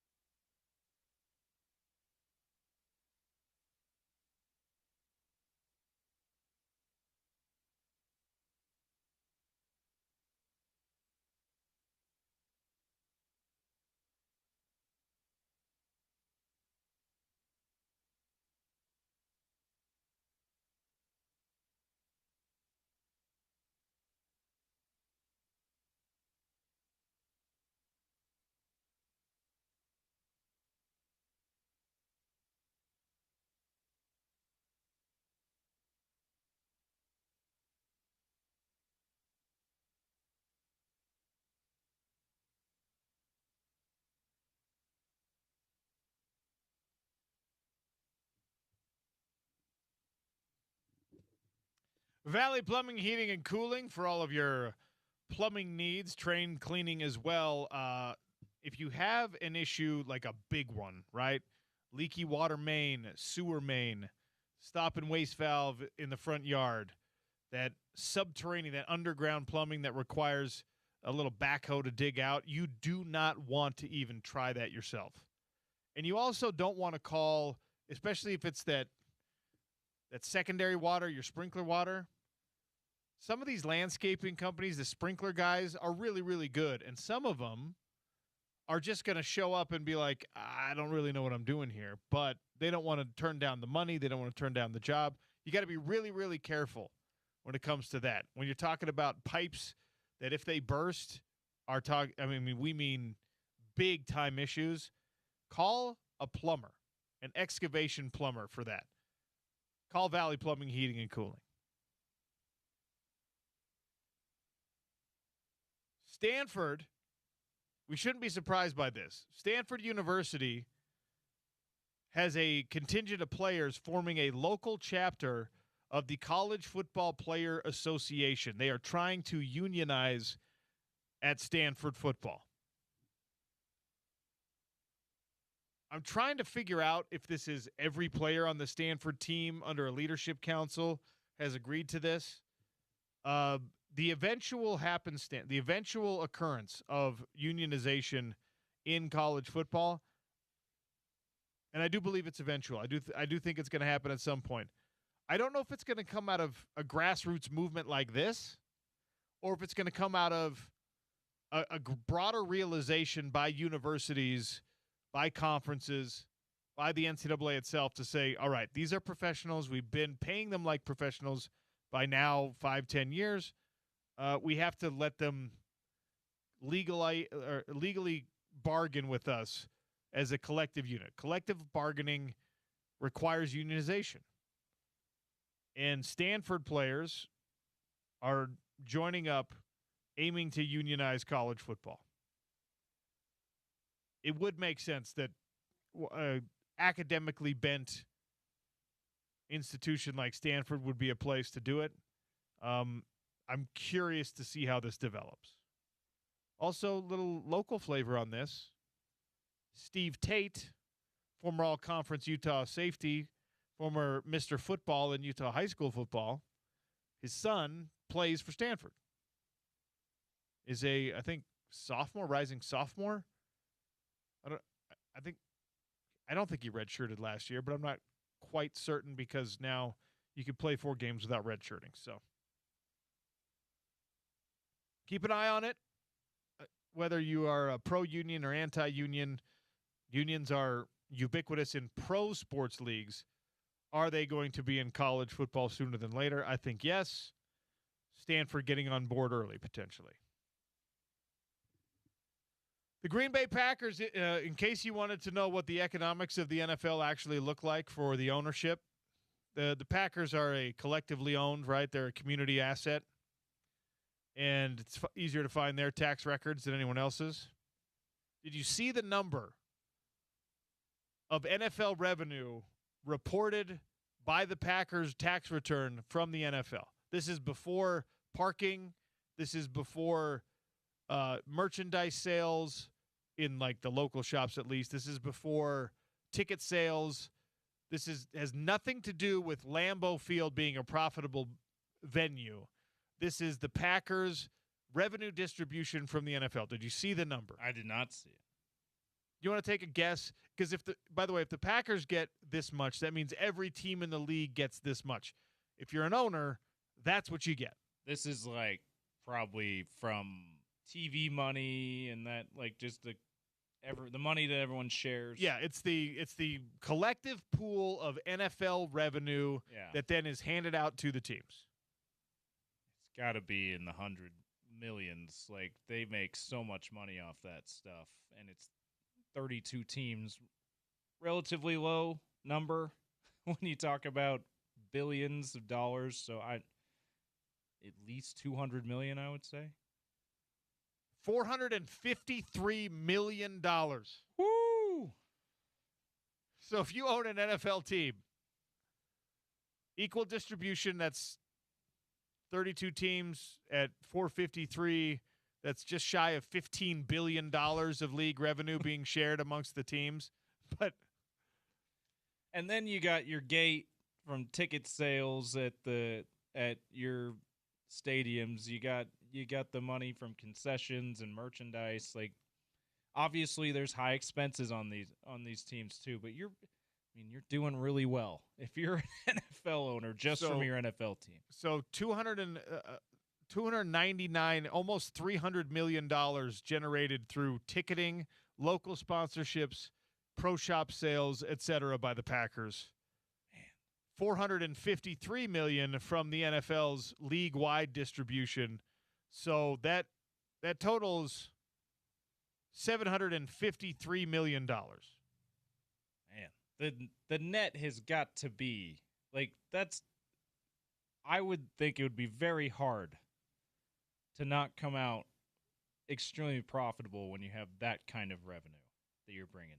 So, but I mean the payrolls and the coaches' salaries and all that, front office salaries are still really high though. Okay, so we decided $753 million was the cost was the total revenue for the Packers, right?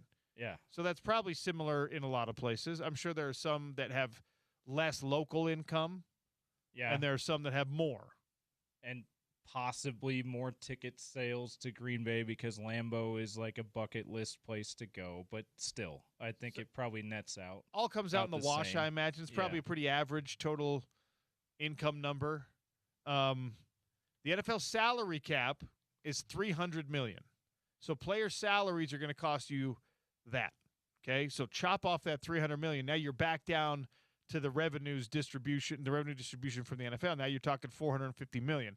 Let's assume that there's another 100 plus of that being handed out in salaries to coaches, coaching staffs, GM, the team doctor, all that kind of stuff. Now we're talking about $350 million potentially. You got to pay your operating costs. You got to pay your, you got to charter those flights, baby.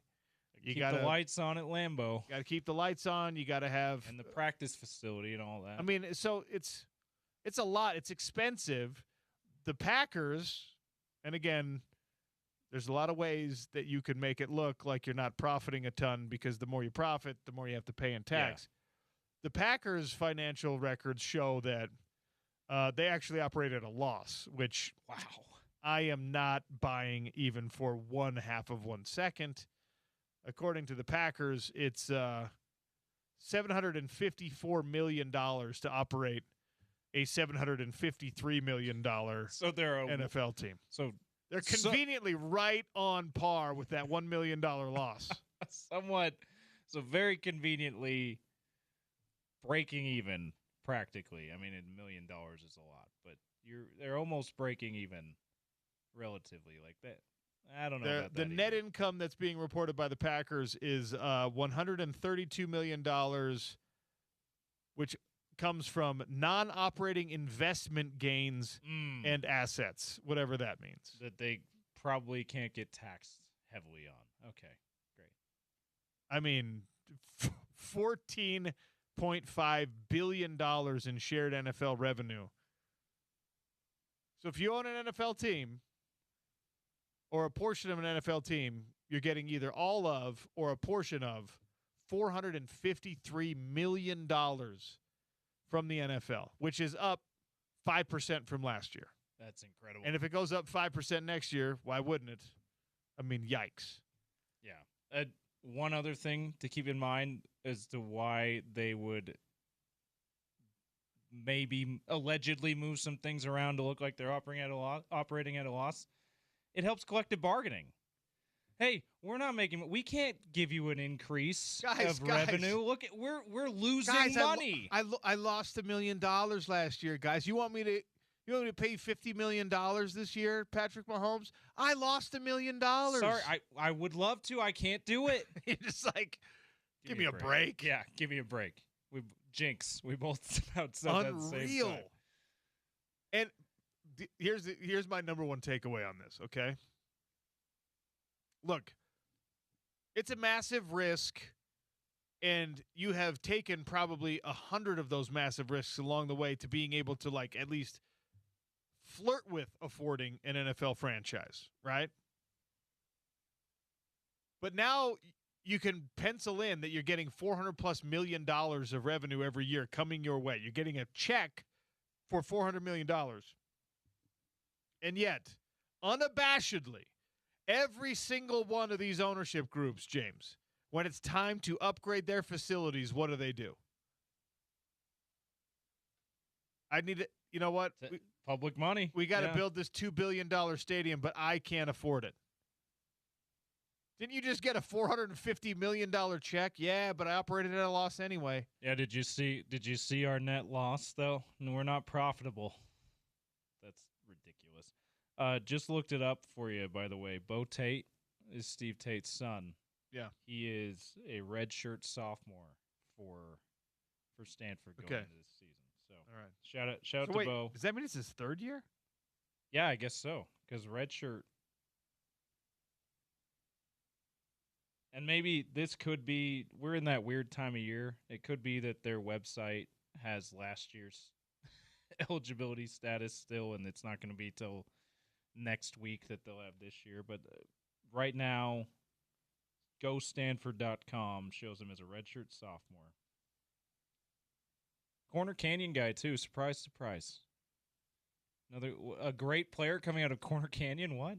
He's actually was an Olympus, Skyline, then Corner Canyon okay. guy. He played one. Get another surprise. Another shock. That he played multiple high schools and finished at Corner Canyon. All right, I want to make sure we talk about this. Your Utah Talons, baby.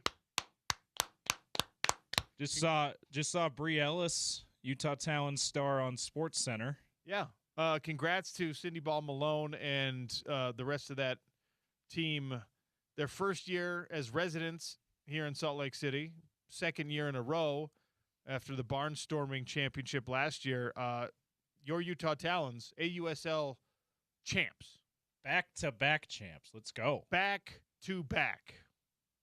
Dynasty. Is it too early to call them a dynasty in the AUSL? I mean, 2 years, 2 championships. Is it too early to call them a dynasty? Because if any other team had won 100% of their league's championships, you would call them a dynasty. Yeah, it reminds me, another women's sports league, the late 90s, the Houston Comets, which came back into existence this WNBA season.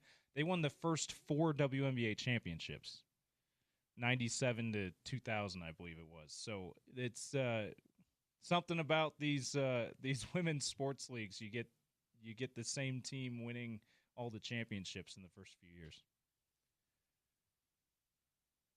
All right. Great work by the Talons. Go out and get your Talons gear. It's cool. The colorway's good.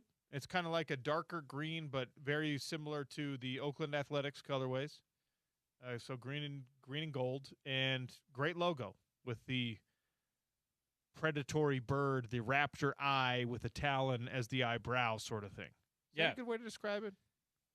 And I think so. And it's another Utah pro sports team doing a great job of staying away from, oh, that looks too much like BYU. That looks too much like Utah. They're going the neutral green color with the talons, green, gold, and little black accent color too. Like it's a great colorway in that regard as well. Wow. Utah Valley Wolverines are mad at you for calling their colorways neutral. That's true. How dare my you? My bad, UVU. I forgot. Get Bryce on the line. I forgot about. Oh yeah, in the building. I've just gotten huge trouble here. But yeah, I forgot about the huge contingent of fans there that are like, we're as big as BYU and Utah's fan base. My bad. That's my bad, guys. All right, Sean O'Connell Show continues. That's your daily dump brought to you by Valley Plumbing, Heating, and Cooling. Valley Plumbing HVAC online. You can make an appointment without even having to pick up the phone. Lots left to get to. Stevenson Sylvester joining us in the 1 o'clock hour. Don't go anywhere. It's Utah's #1 sports talk, ESPN 700 and 92.1 FM.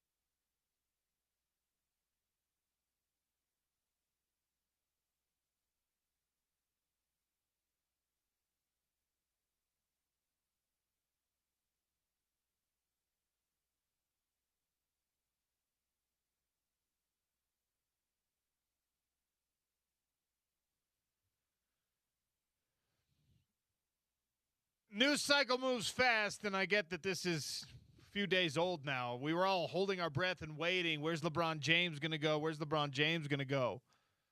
LeBron James is going to Philly, which is the least interesting of all the possible outcomes, in my opinion.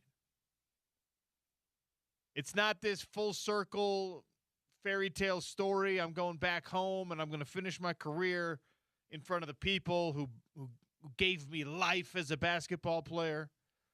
It's not I'm going to reunite with an old coach and once again chase championship glory in Miami, where, for better or worse, I had an extremely high level of success, and now I'm returning as a more mature individual with an announcement that makes more sense for everybody, and I'm going to team up with another guy so I can say, once again, I played alongside one of the best to ever do it in Giannis. I'm not going to a place that has never won a title and is not really considered to be one of those teams like a traditional championship market. I'm not going to elevate Minnesota to something that they've never seen before. And I'm not choosing what basically basketball nirvana to play alongside Steph Curry. Yeah, and I'm not going to create this formidable lineup of old man Rivers that are going to take out all these young cats and show them the tricks of the trade, and that we don't have to play like above the rim basketball in the West in order to win big. I'm not golfing with my buddy every week. I'm going to Philadelphia, and I'm putting all my eggs in a Joel Embiid basket. I think that this, and maybe I'm hoping for this because it's the one I wanted to happen least, and all I care about is my own opinions on things. I'm looking at this and saying it could be so dramatic, such a soap opera in Philadelphia, because whether you love LeBron or hate him, LeBron has played innumerable games in less than perfect physical conditions. He does a great job of keeping himself healthy, but there have been many LeBron James games where he's got an issue physically that could justifiably take him out of a game. Now, a lot of those games didn't happen in Salt Lake City, obviously. He would always take advantage of the rest when he's coming to play against the Utah Jazz. But now he's going to go team up with a guy who is literally out 50% of the time. Joel Embiid, we did this how long ago? Several months ago we did this. We looked it up. Joel Embiid has played half a career. Yeah, it was either a little over half of the games played or a little under half of the possible games played. It's like either 49 or 49 point something percent or 50 point something percent. Like it's that even. And now LeBron James, who is not the Iron Man that John Stockton or Karl Malone was, but he's kind of an Iron Man. Yeah, he there's been like maybe 4 seasons where he's played less than 70 games. Percentage of total career games played by LeBron James.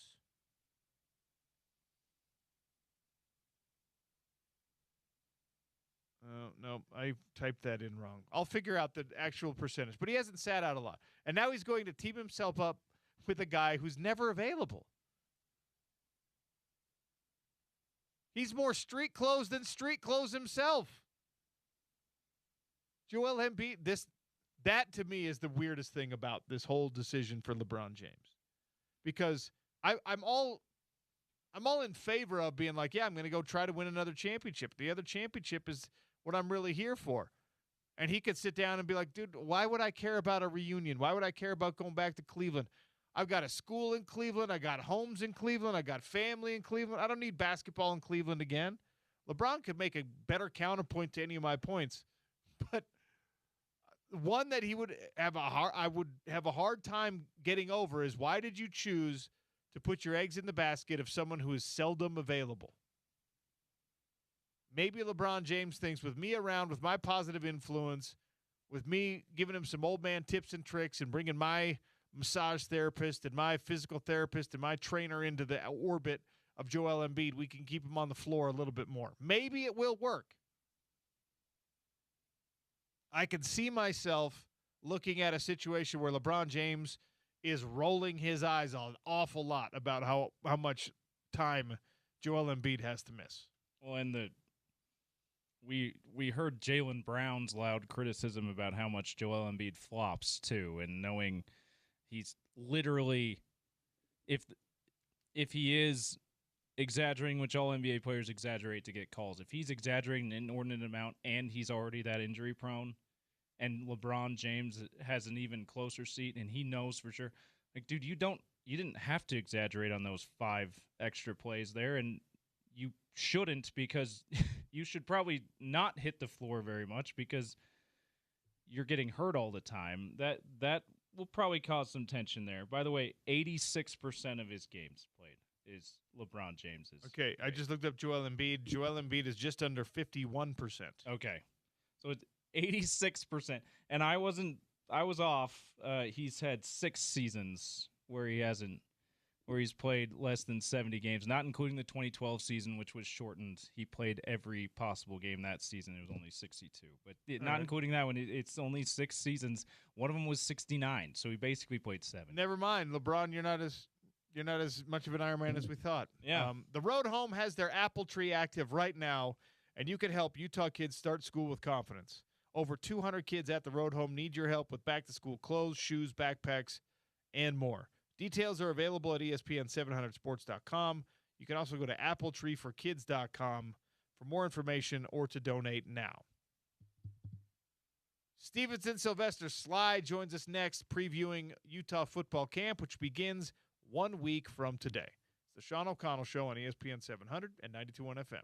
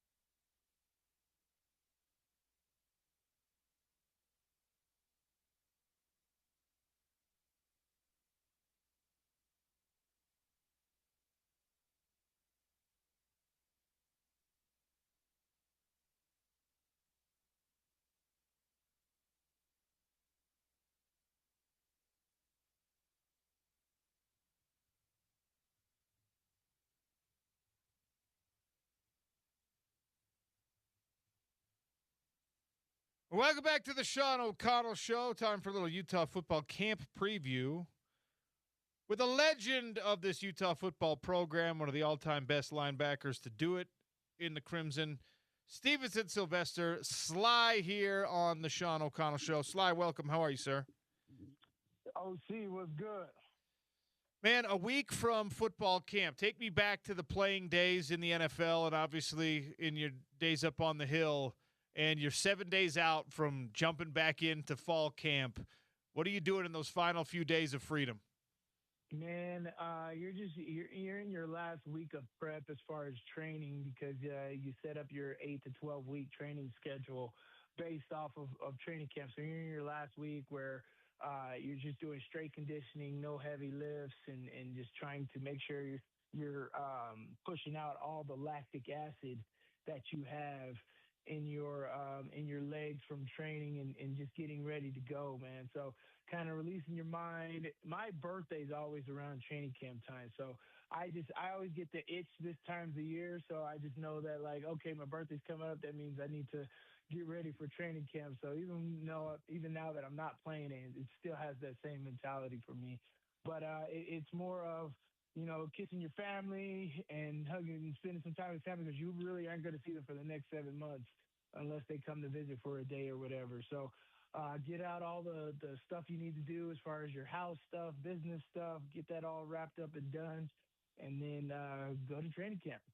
Okay, hold on. The birthday thing is going to send me on a tangent here because if your birthday is around training camp time, that means you're either really young for your grade or you were really old for your grade. So growing up, which one were you? Young. I was young.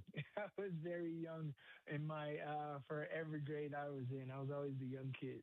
That's really fascinating because obviously, sometimes, especially with males, if you're the young one in your grade, you're behind almost a year, or I mean, dang near a full year. You're behind everyone in your physical development. Did not seem to hurt Stevenson Sylvester, which is I guess really shows how further ahead you were. Because if you had been in your own real age category, if you'd been the oldest in the grade, you'd have been that much further ahead, I guess. Or if my mom was like some of these parents out here now and purposely holding their kids back so they could be the oldest in their kids, maybe I would be a little better. But no, I was the youngest. But I think what helped me is developing a kamikaze kind of mindset of just go get it, no excuses, and being young or whatever it doesn't mean anything. Nobody cares, right? And that's kind of my statement that I say to myself over and over is nobody cares. Nobody cares about your faults or you messing up or whatever.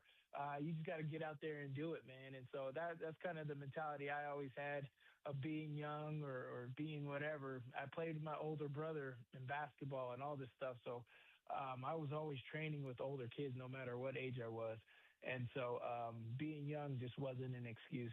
Well, let that be a lesson. Take it however you will if you're one of those parents considering like holding a kid back so they get to be the oldest in the grade. Just for Stevenson Sylvester, it was not harmful for him to be the youngest. So make your decisions accordingly. Back to actual Utah football. So a week away from starting camp. And obviously there are questions. We've discussed the offensive line, and you got to find the right five. My question for you is, do we think the right five in game 1, 2, and 3 ends up being the right five in the games, 10, 11, and 12? How much mobility do you see on that offensive line? How much change and different combinations do you think we could anticipate? I don't know. There's always going to be a filling out process, right? And in this day and age, I feel like college football is more like the pros where you don't have time to make mistakes, right? Before there was always time, right? There's like, oh, this guy has time to develop, we'll give him another shot. It's like, no, everything's a 1-year deal in college football now. You got to put up or shut up. If you don't win championships, you lost, right? That is the mentality in college football now. It's not like, oh, in 2 years, this program's going to be that is not a statement that anybody's making about any college football team now. The mentality is more like a professional mindset. That's why I really consider these guys semi-pros. One, they're getting paid, but the mentality of the game has changed as well, right? It's like, look, you have to win this year. You have to be put in a situation to win right now. And if you're not doing that, you don't know. And so with all the new coaches for Jordan Groves, Morgan Scalley, Kevin McGibbon, and their relationships of working together and understanding adversity, right? We're having adversity at offensive guard or at offensive tackle. We got a young guy, our five-star offensive line freshman that Jordan Groves came in. What if he doesn't do well the first few weeks, right? Are we going to just sub him out, or are we going to force him in there? Is that going to affect our winning, right? We got all these talented skill positions, but we're a little loose on the offensive line. Are we going to be able to sacrifice all the other positions because we have a young offensive line? And so, college football is just not how it used to be. So that's the big question, and that's nothing that I can confirm or confidently say that's a strong suit for us. That's going to be a work in progress. And when we get to that point, it's how well are these coaches going to be actually able to coach, right? It was one thing in the past Utah football that I didn't like is, if somebody's not doing well, sit him. Today just wasn't his day. They would force a guy in there. He's not doing well. You keep him in there, and he keeps doing bad, and it ended up being a detriment to the team, and you're not winning, right? Instead of substituting him out earlier, getting a fresh set of eyes, fresh through the legs, we could have did that. So hopefully this coaching staff has that mentality of like, look, we don't have next year. We have right now.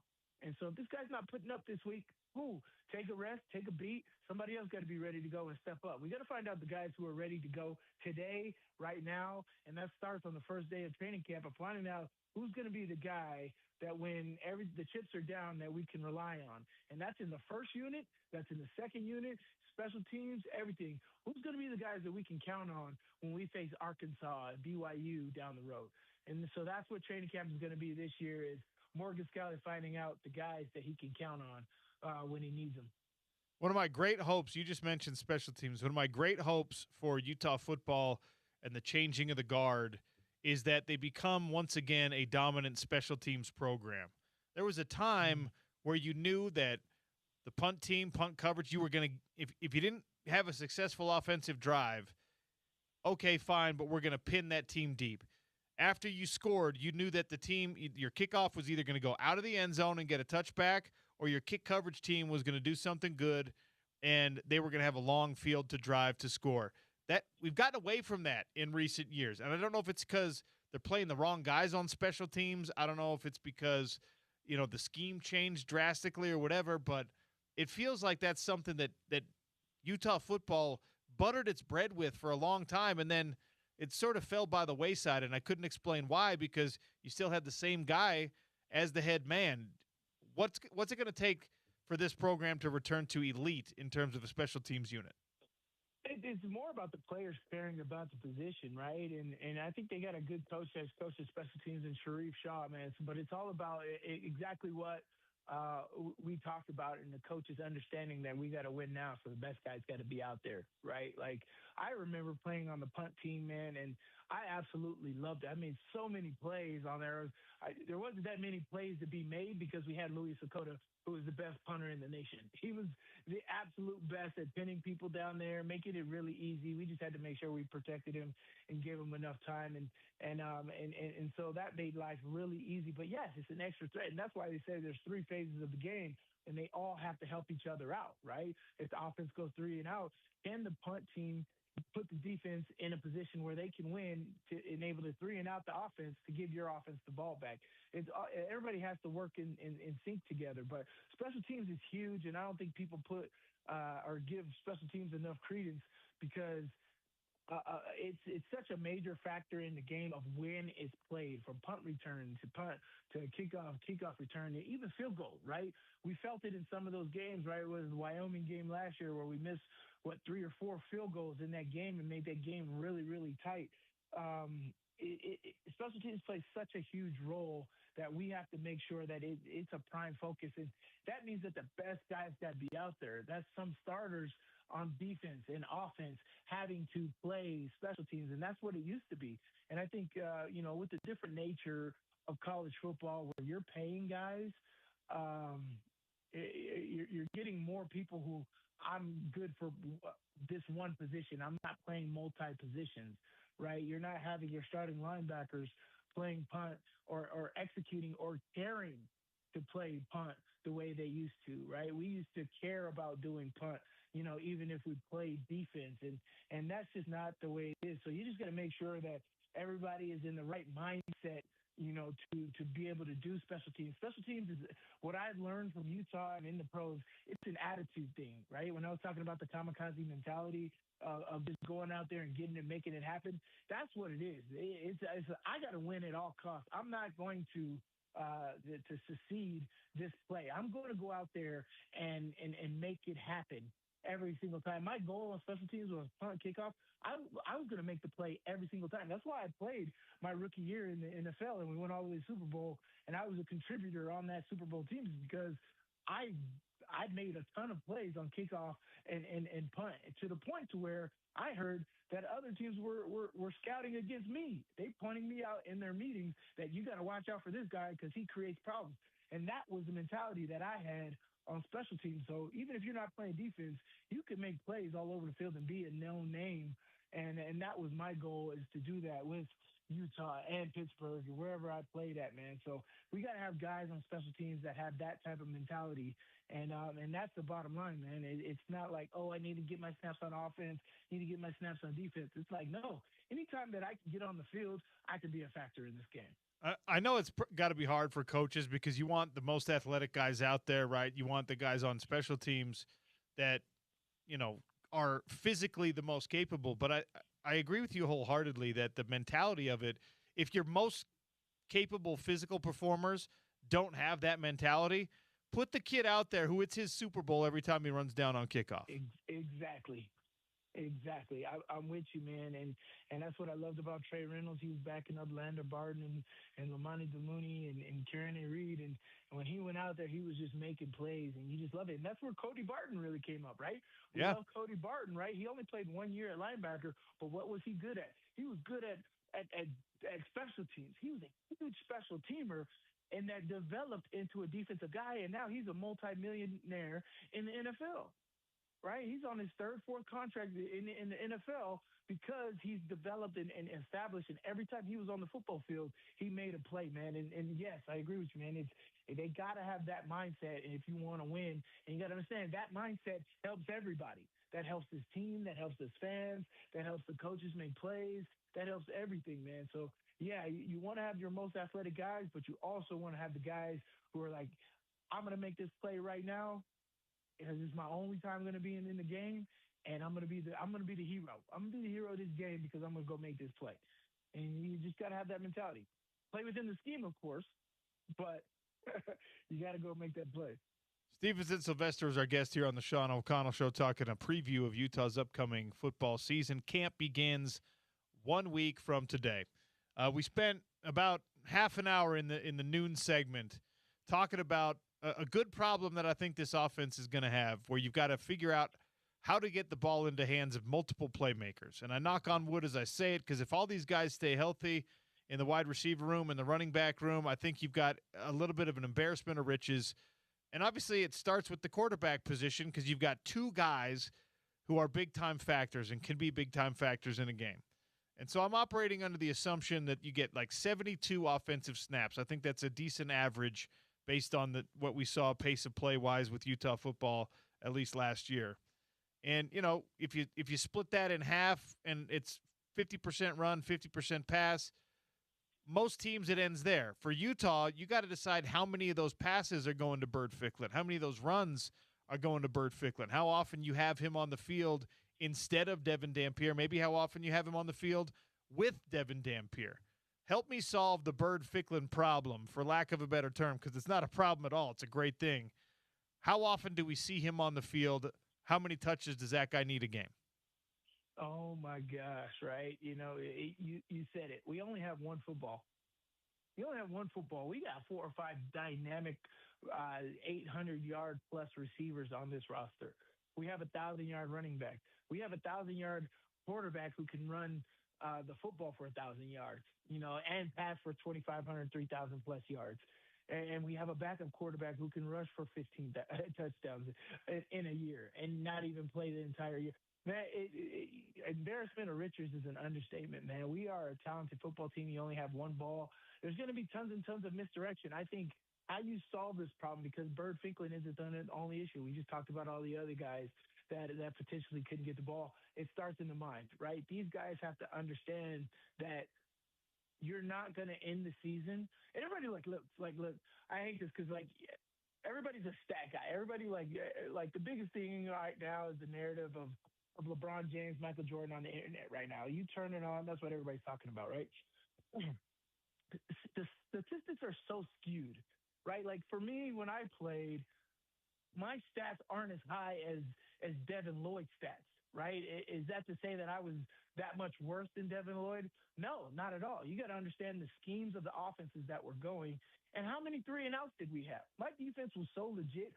We weren't on the field that much. When we were, it was 3 and out. And I had everybody. I had Mike Wright. I had Sean Smith. I had Robert Johnson. I had Cole Meese, Paul Kruger. All these guys, Greg Newman up in front of me, Derek Shelby, all these guys making plays. I wasn't the only one making plays. So we were more guys around 70 plus tackles than other rosters. Other rosters, you can see 1 or 2 guys with 70 plus tackles or around that range. We had at least 7 guys that were above 50 tackles in that whole year. That means the love was spread around. So statistics are skewed, and that goes to third down percentage, time of possession. All of that stuff is so skewed, and that's why you have to understand that stats don't tell the real story of what's going on and all these things. And so I think it's going to be extremely hard for you. You gotta talk to these guys and get in their head, not just in training camp, not just week 1, not just week 6, but throughout the entire year, and reminding them that sacrifice is going to have to be made, right? You're going to have to be a decoy on this play. You're going to get the ball on this play, but you're going to have to give it up. And there's going to be so many fumble rooskies this year of misdirection. I can't wait. The creativity that this offense is going to need to have, or not going to need to have, but they can have, is going to be so wild that it's going to spin defenses in the 360, and they're just going to give up. And I can't wait for it, because this guy can have the ball. This guy can have the ball. Like I watched a play last night as a highlight. They handed the ball off and then did the triple option after handing the ball off.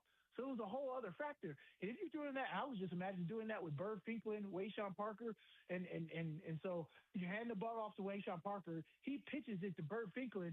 At the same time, you got Devin Dampier running around the other side in the QB wheel, and he throws it all the way back to. There's so many things that a defense has to worry about here that it's going to be absolutely crazy, man. So it's going to be the biggest thing is getting in these guys' head and understanding, like, look, this may not be your week to get all the stats, but you can make a big impact in the game with a block, with the misdirection, with this and this and this, and helping game plan and helping the team win, man. And so that is the biggest thing to answer your question of what these guys are going to have to understand and develop, and what these coaches are going to have to deal with this year.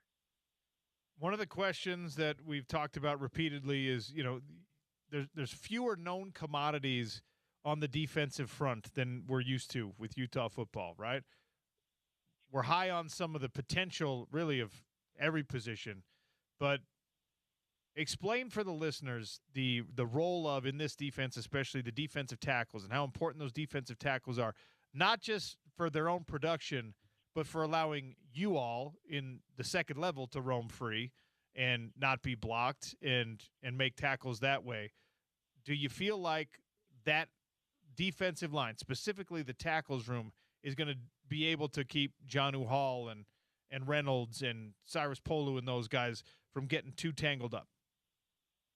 Man, and what I love about this defense, this is an NFL-style defense. I transitioned to the NFL extremely well, and one of the hardest defense ever known with Dick LeBeau and his mentality and all that. And I traveled well because the terminology was so similar to college. And so I think that whatever they're teaching these guys, that it may not be this guy's week. It may be game planned to get to the second level and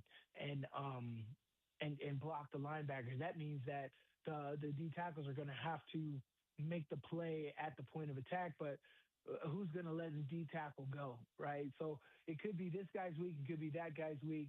A lot of there's no names, guys, but this is one thing that Morgan Scott said at media days that I absolutely loved was you're going to, like how many guys were up in arms about John Henry Daly before the year started last year? Before the year started, Johnny Leia, There's a lot of guys that you just don't know. There's going to be a lot of guys like that this year.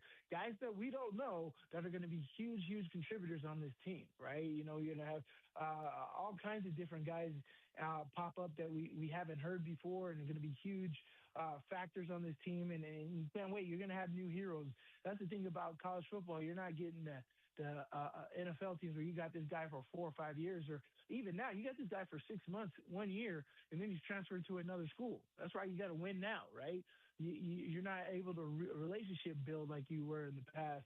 And so whoever the hero is, what bottom line of what I'm getting at is this scheme is built for a lot of people to be able to win. If you want to take away this guy's going to make the play, right? That's what I absolutely love about it is if the offense wants to do X, Y, Z, this person should be able to make that play.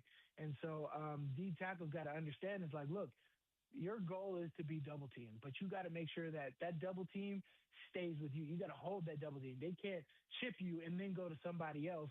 You have to be able to do that. But if they leave and don't double team you at all, you have to win, right? And then the best thing that I told on anything from special teams to defense to offense to defense in basketball, football, and sports in general is you have to win your one-on-one battles. Have to win one-on-one battles. If you're on kickoff and there's one guy blocking you, you better win. If you're on defense and there's one guy who's blocking you, you got to win. Or you're guarding one guy, you have to win. Offense, defense doesn't matter. And so that's the mentality that everybody has to have is like, look, if I'm not getting double teamed, I'm the one who's making this play. And that's plain and simple. And so I just can't wait to see and hear of all the new guys' names that we haven't heard of before come up and make a play for Utah. It's gonna be nice. A lot of people are talking about Ethan Day is supposed to be really special. He transferred here, I believe, out of North Texas. And so he's made a lot of noise in spring and picked up the defense really fast. He's extremely athletic from what I saw in spring. And so there's going to be a lot of guys. Lance Holzclaw, I think he's going to be hands down the guy this year, hopefully the new mayor of Sac Lake City, and really making things happen. How does a guy like Lance Holzclaw, because I'm with you on that. I'm so impressed with him, and I know all of his teammates and his coaches are as well. He had 1.5 sacks last year, right? So you look at it on paper, and you're just like, oh, yeah, I mean, he's a good player, but can we expect him to go from 1.5 to double digits? What's it going to take for somebody like that to go from being an excellent role player to now the guy? Man, opportunity, right? Opportunity. Who is he playing with last year or playing against last year? Did he get the reps to be able to do it? All I said is put on that bowl game against Nebraska and Vegas, man, and just watch how he terrorized that backfield, man, and just understand that he's got a whole offseason of development that he's been able to put in, man, and confidence that he's been able to have in himself. But he was playing behind Logan Fonnell last year, John Henry Daly, Cash Dillon was in there at rotation.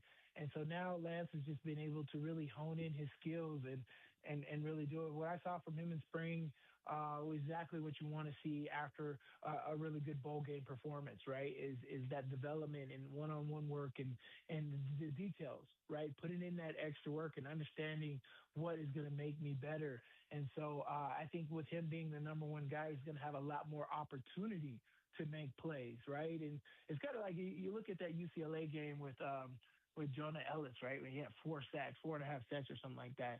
And I'm just like, how the heck is he doing this? And I'm just like, the protections wasn't great. It's not like he beat like a crap ton of one-on-one things. It was just, I'm in the right place at the right time, and this is coming to me, man. And he was just consistent and relentless, and that is what I'm seeing from Lance Holzclaw is consistency and relentlessness, and that's what he needs to bring to the table. And I just think that he needed that bowl game to give him the confidence that I can do this at this level. And when I talked to him at media days, that is exactly what I got. He's got that confidence in himself, and he's really eager to take advantage of the opportunity that he's going to be able to be the mayor of Sac Lake City. All right, last thing before I let you go, and I'm always hesitant to even talk about this aspect of football because I'm superstitious and I don't want to jinx anybody or jinx anything. But you sound like an athlete if you're superstitious. I'm knocking on wood because I mean, through my whole fight career, one of the worst things that can happen, right, is injury in camp, injury in your fight camp. Like, it's always something stupid. It's always you're not paying attention and the guys wrestling next to you roll up on your knee or something like that. That's where these things happen. It's a lot more rare than people think to have a serious injury happen in actual competition and gameplay. How can this team optimize its health through camp? Because when we look at the roster, what we know about the coaching staff, you see this schedule, and all of us are like, it could be a really, really good year, but the team's got to stay healthy. What can the players themselves do to make sure that they optimize that? Got to go 100%. It's kind of what we talked about a little while ago is guys managing themselves instead of going 100%. They're over there like, oh, I got to conserve my energy for XYZ. When you're out there on the football field, there's no such thing. You got to go 100%. If you can't go 100%, then you're not in shape. That is not an excuse or not something you should ever say if you're an athlete. If you're a top tier athlete, you are definitely in shape. You are prepared, right? Because the last thing you want to tell your coach is I'm unprepared. So the thing is for me, what I've learned is injuries happen when you're trying to prevent injuries, right? It's very rare for somebody to come out of training camp with no nicks and bruises. The only people that can do that is backup quarterbacks and even quarterbacks and kickers, snappers. They're the only people that come out of training camp with no nicks and bruises, man.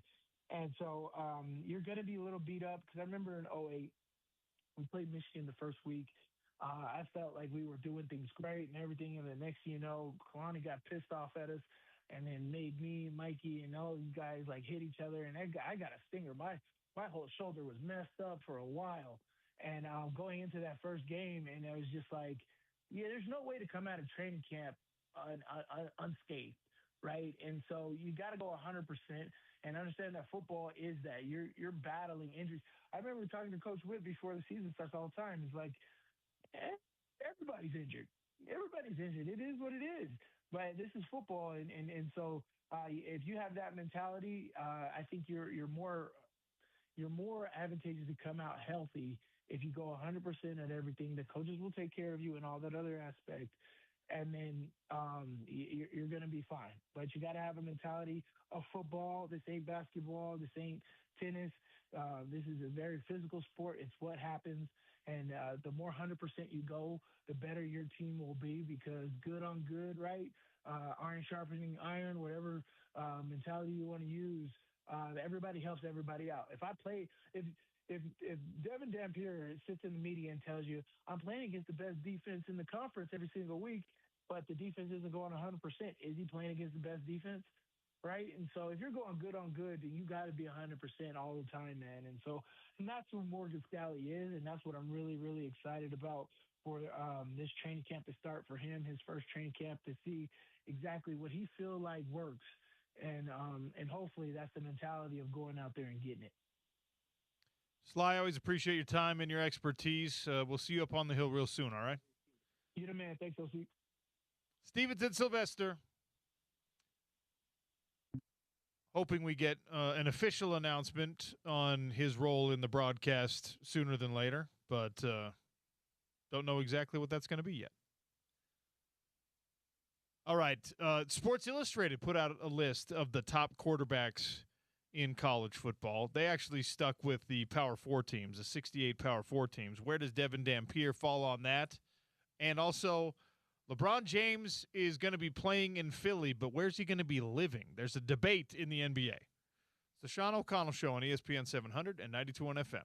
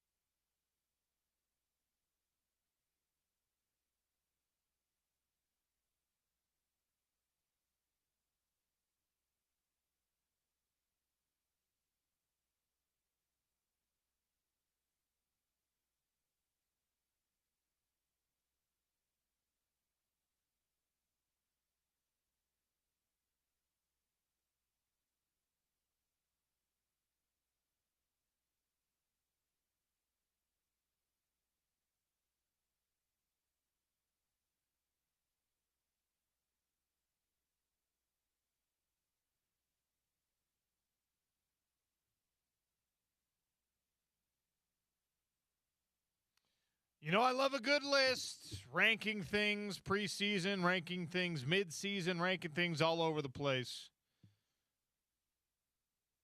Sports Illustrated put out a list ranking the top quarterbacks in college football. Presumed starters all.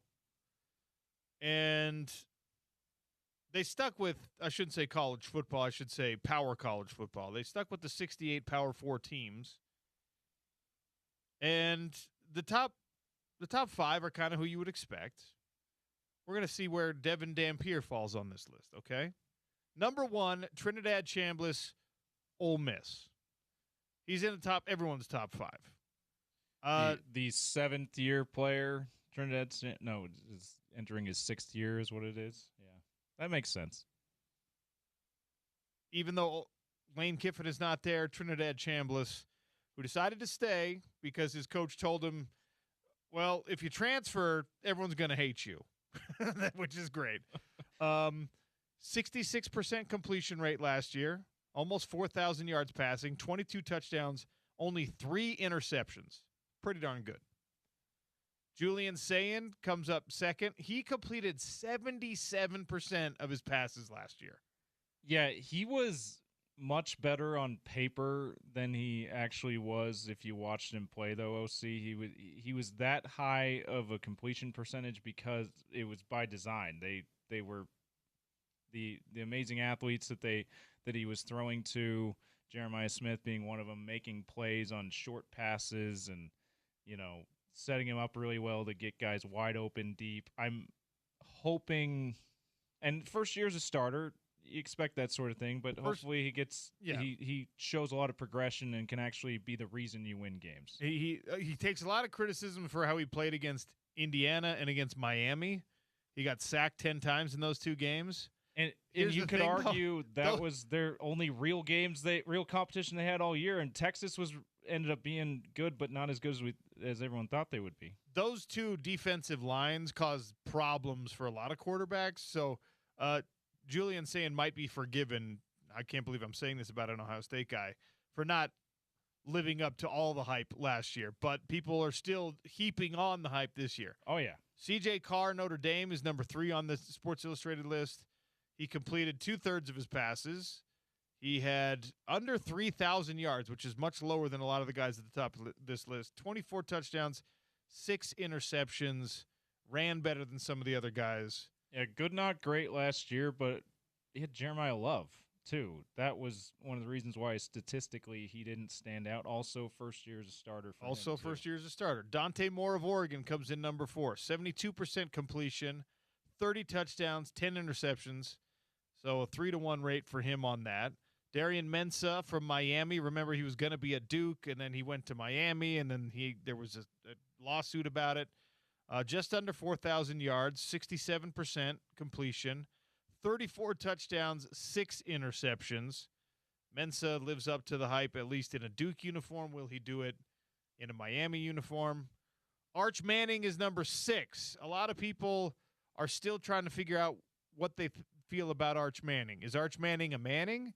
Is Arch Manning just what he actually is, a kid who has the Manning last name and has been given all these abilities, all these opportunities is the right way to say that, all these opportunities to kind of hone the craft of being a college quarterback, has been literally raised to do exactly this.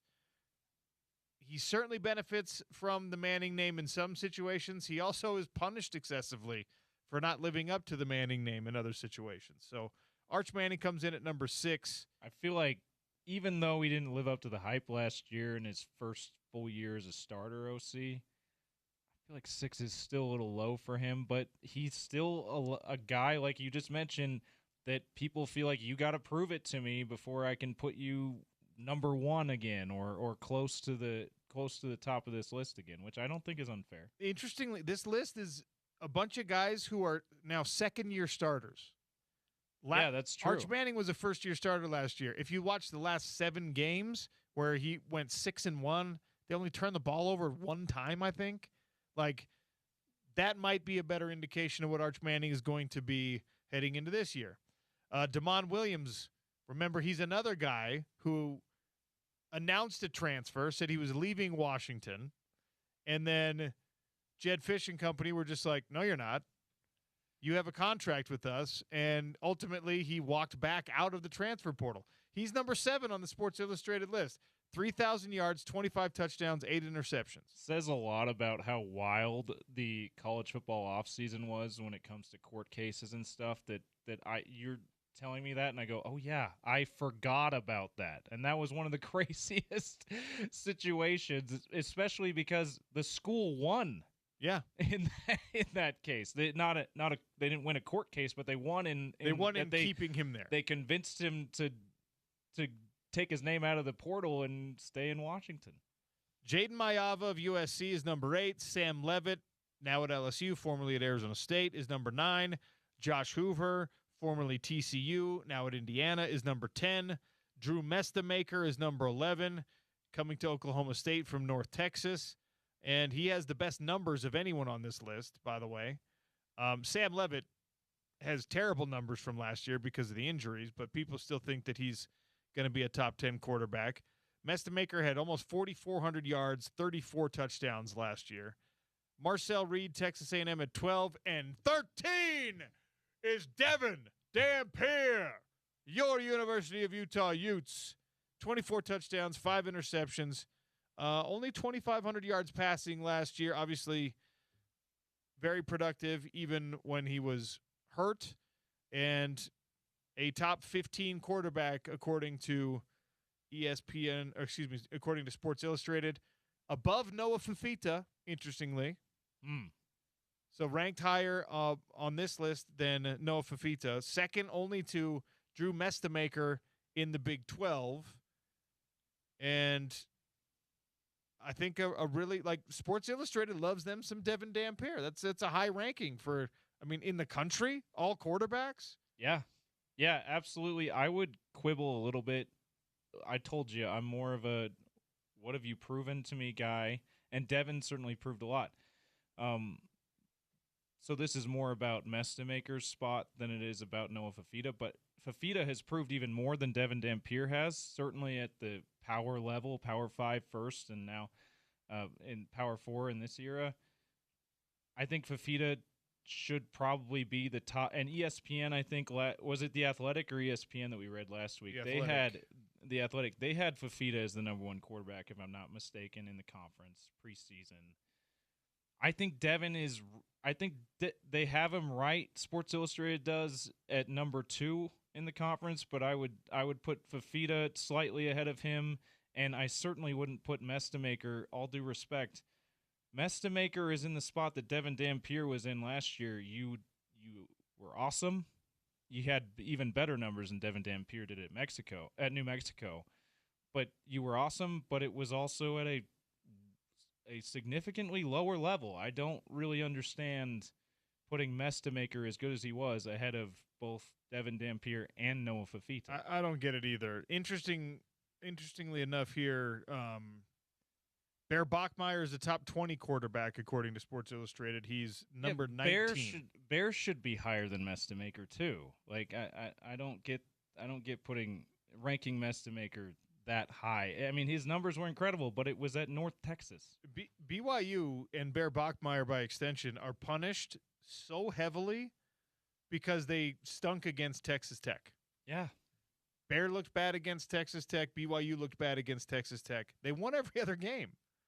And Bear was a lot like the way I was talking about Julian Sayin, with a lot, not near as good at numbers, but in the sense that he was held back because he was a first-year starter, even younger than Sayin, a true freshman, and they were asking him to do barely anything as a passer every game, right? This year they're going to ask him to do a lot more, and I think that it's reasonable to assume that he's going to be really good in that regard. Is he going to be near the best in the country as a passer? That's taking it a little too far. Is he going to be someone that people go, maybe going in his junior season, go, you know what, this guy could be one of the best quarterbacks in college football? I think that it's safe to assume that he's going to have that kind of a year passing where people go, this year he wasn't that, But watch out for this guy next year as a passer. Because why wouldn't you think that was the case after as well as he played as a true freshman last season?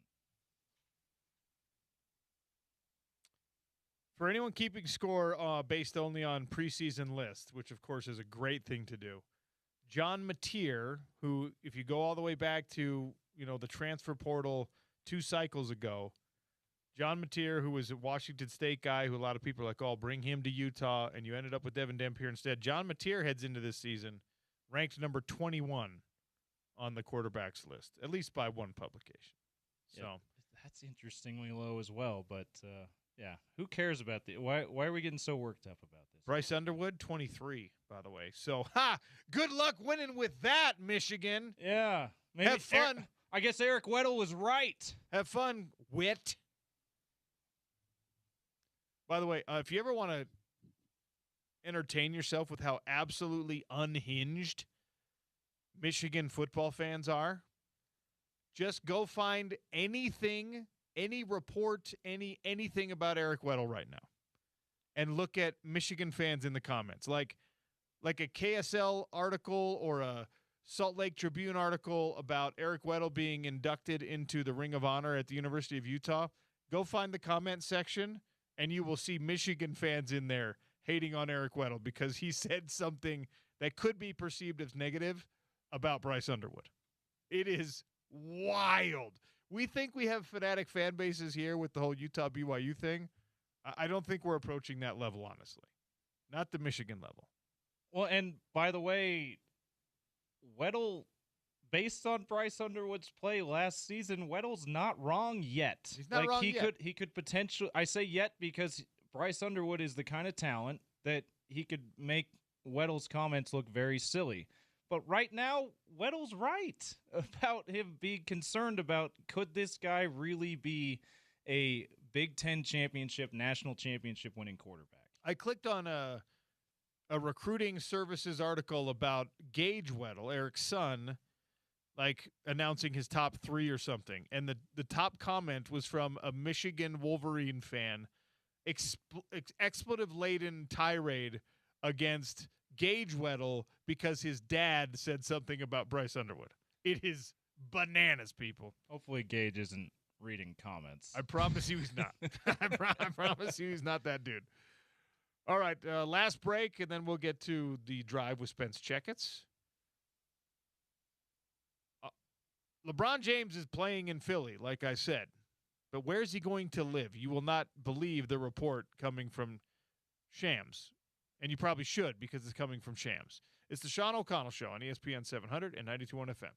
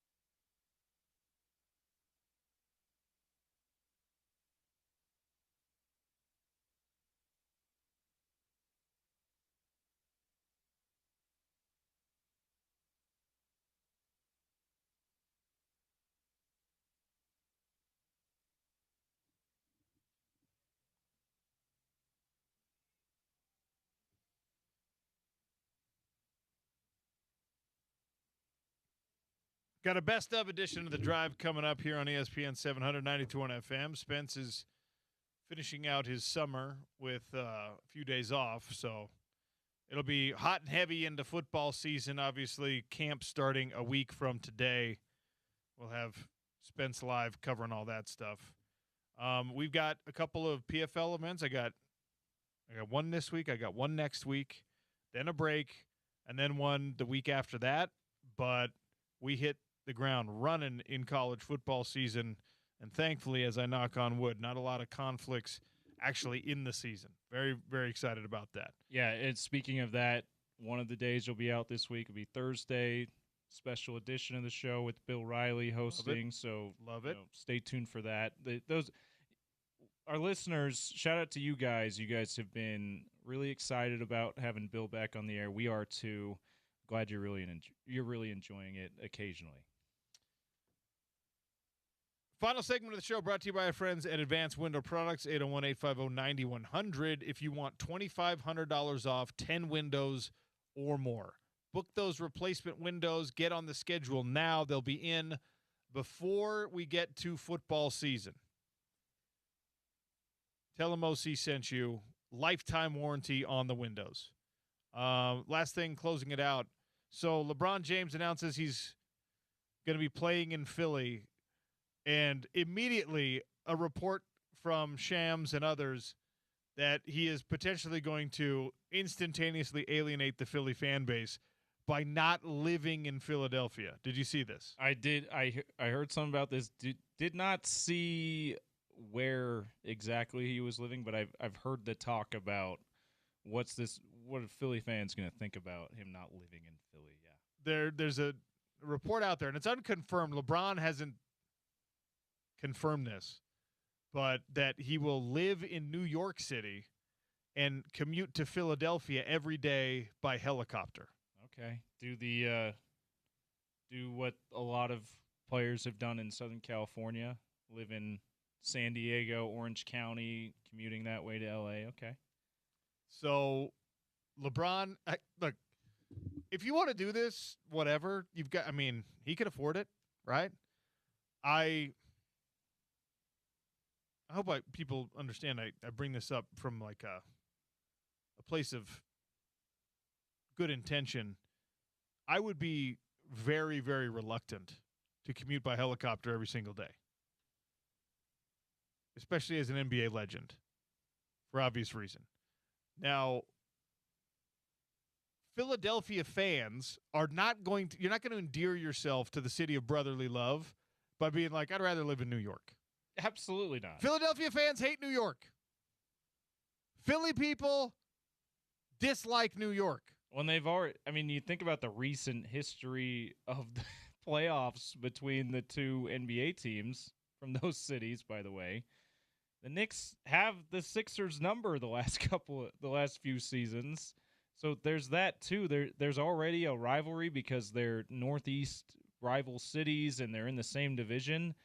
And now you're like, yeah, I'll play for your favorite team, but I don't want to live in your city. Like that's not going to go well. I mean, in Salt Lake, we're not close enough to anyone that you could pull something like this off. But imagine somebody comes to the Utah Jazz and are like, yeah, but I'm going to live in Denver.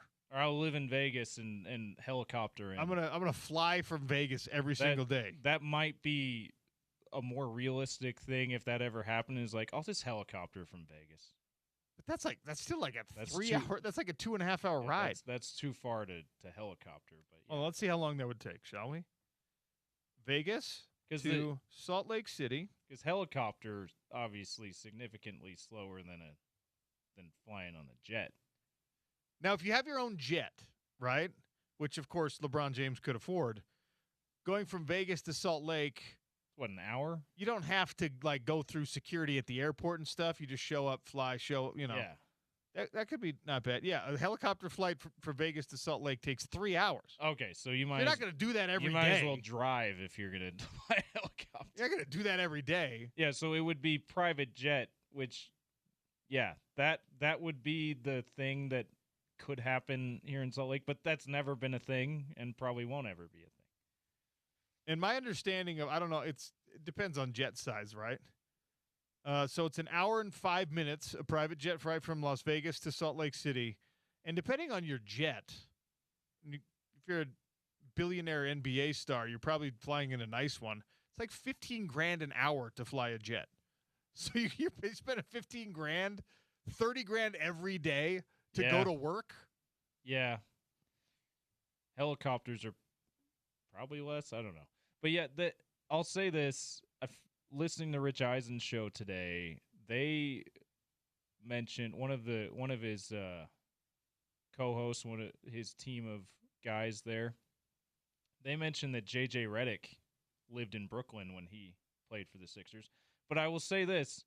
J.J. Redick is not LeBron James. J.J. Redick was a really good role player. I'm sure we didn't hear much about any tension between he and Sixers fans because it was like, well, it's nice to have J.J. Redick, but he doesn't make or break our team. LeBron James, different animal that way. So that's why J.J. Redick, it wasn't a problem probably for J.J. Redick, but it probably will be for LeBron James. Wild. Very wild. All he's got to do is win him a championship, though, and they'll forgive him for that. All right. That's the Sean O'Connell Show today. Stay tuned for a best of edition of The Drive. We'll do the Sean O'Connell Show again tomorrow on Utah's #1 sports talk, ESPN 700 and 92 on FM.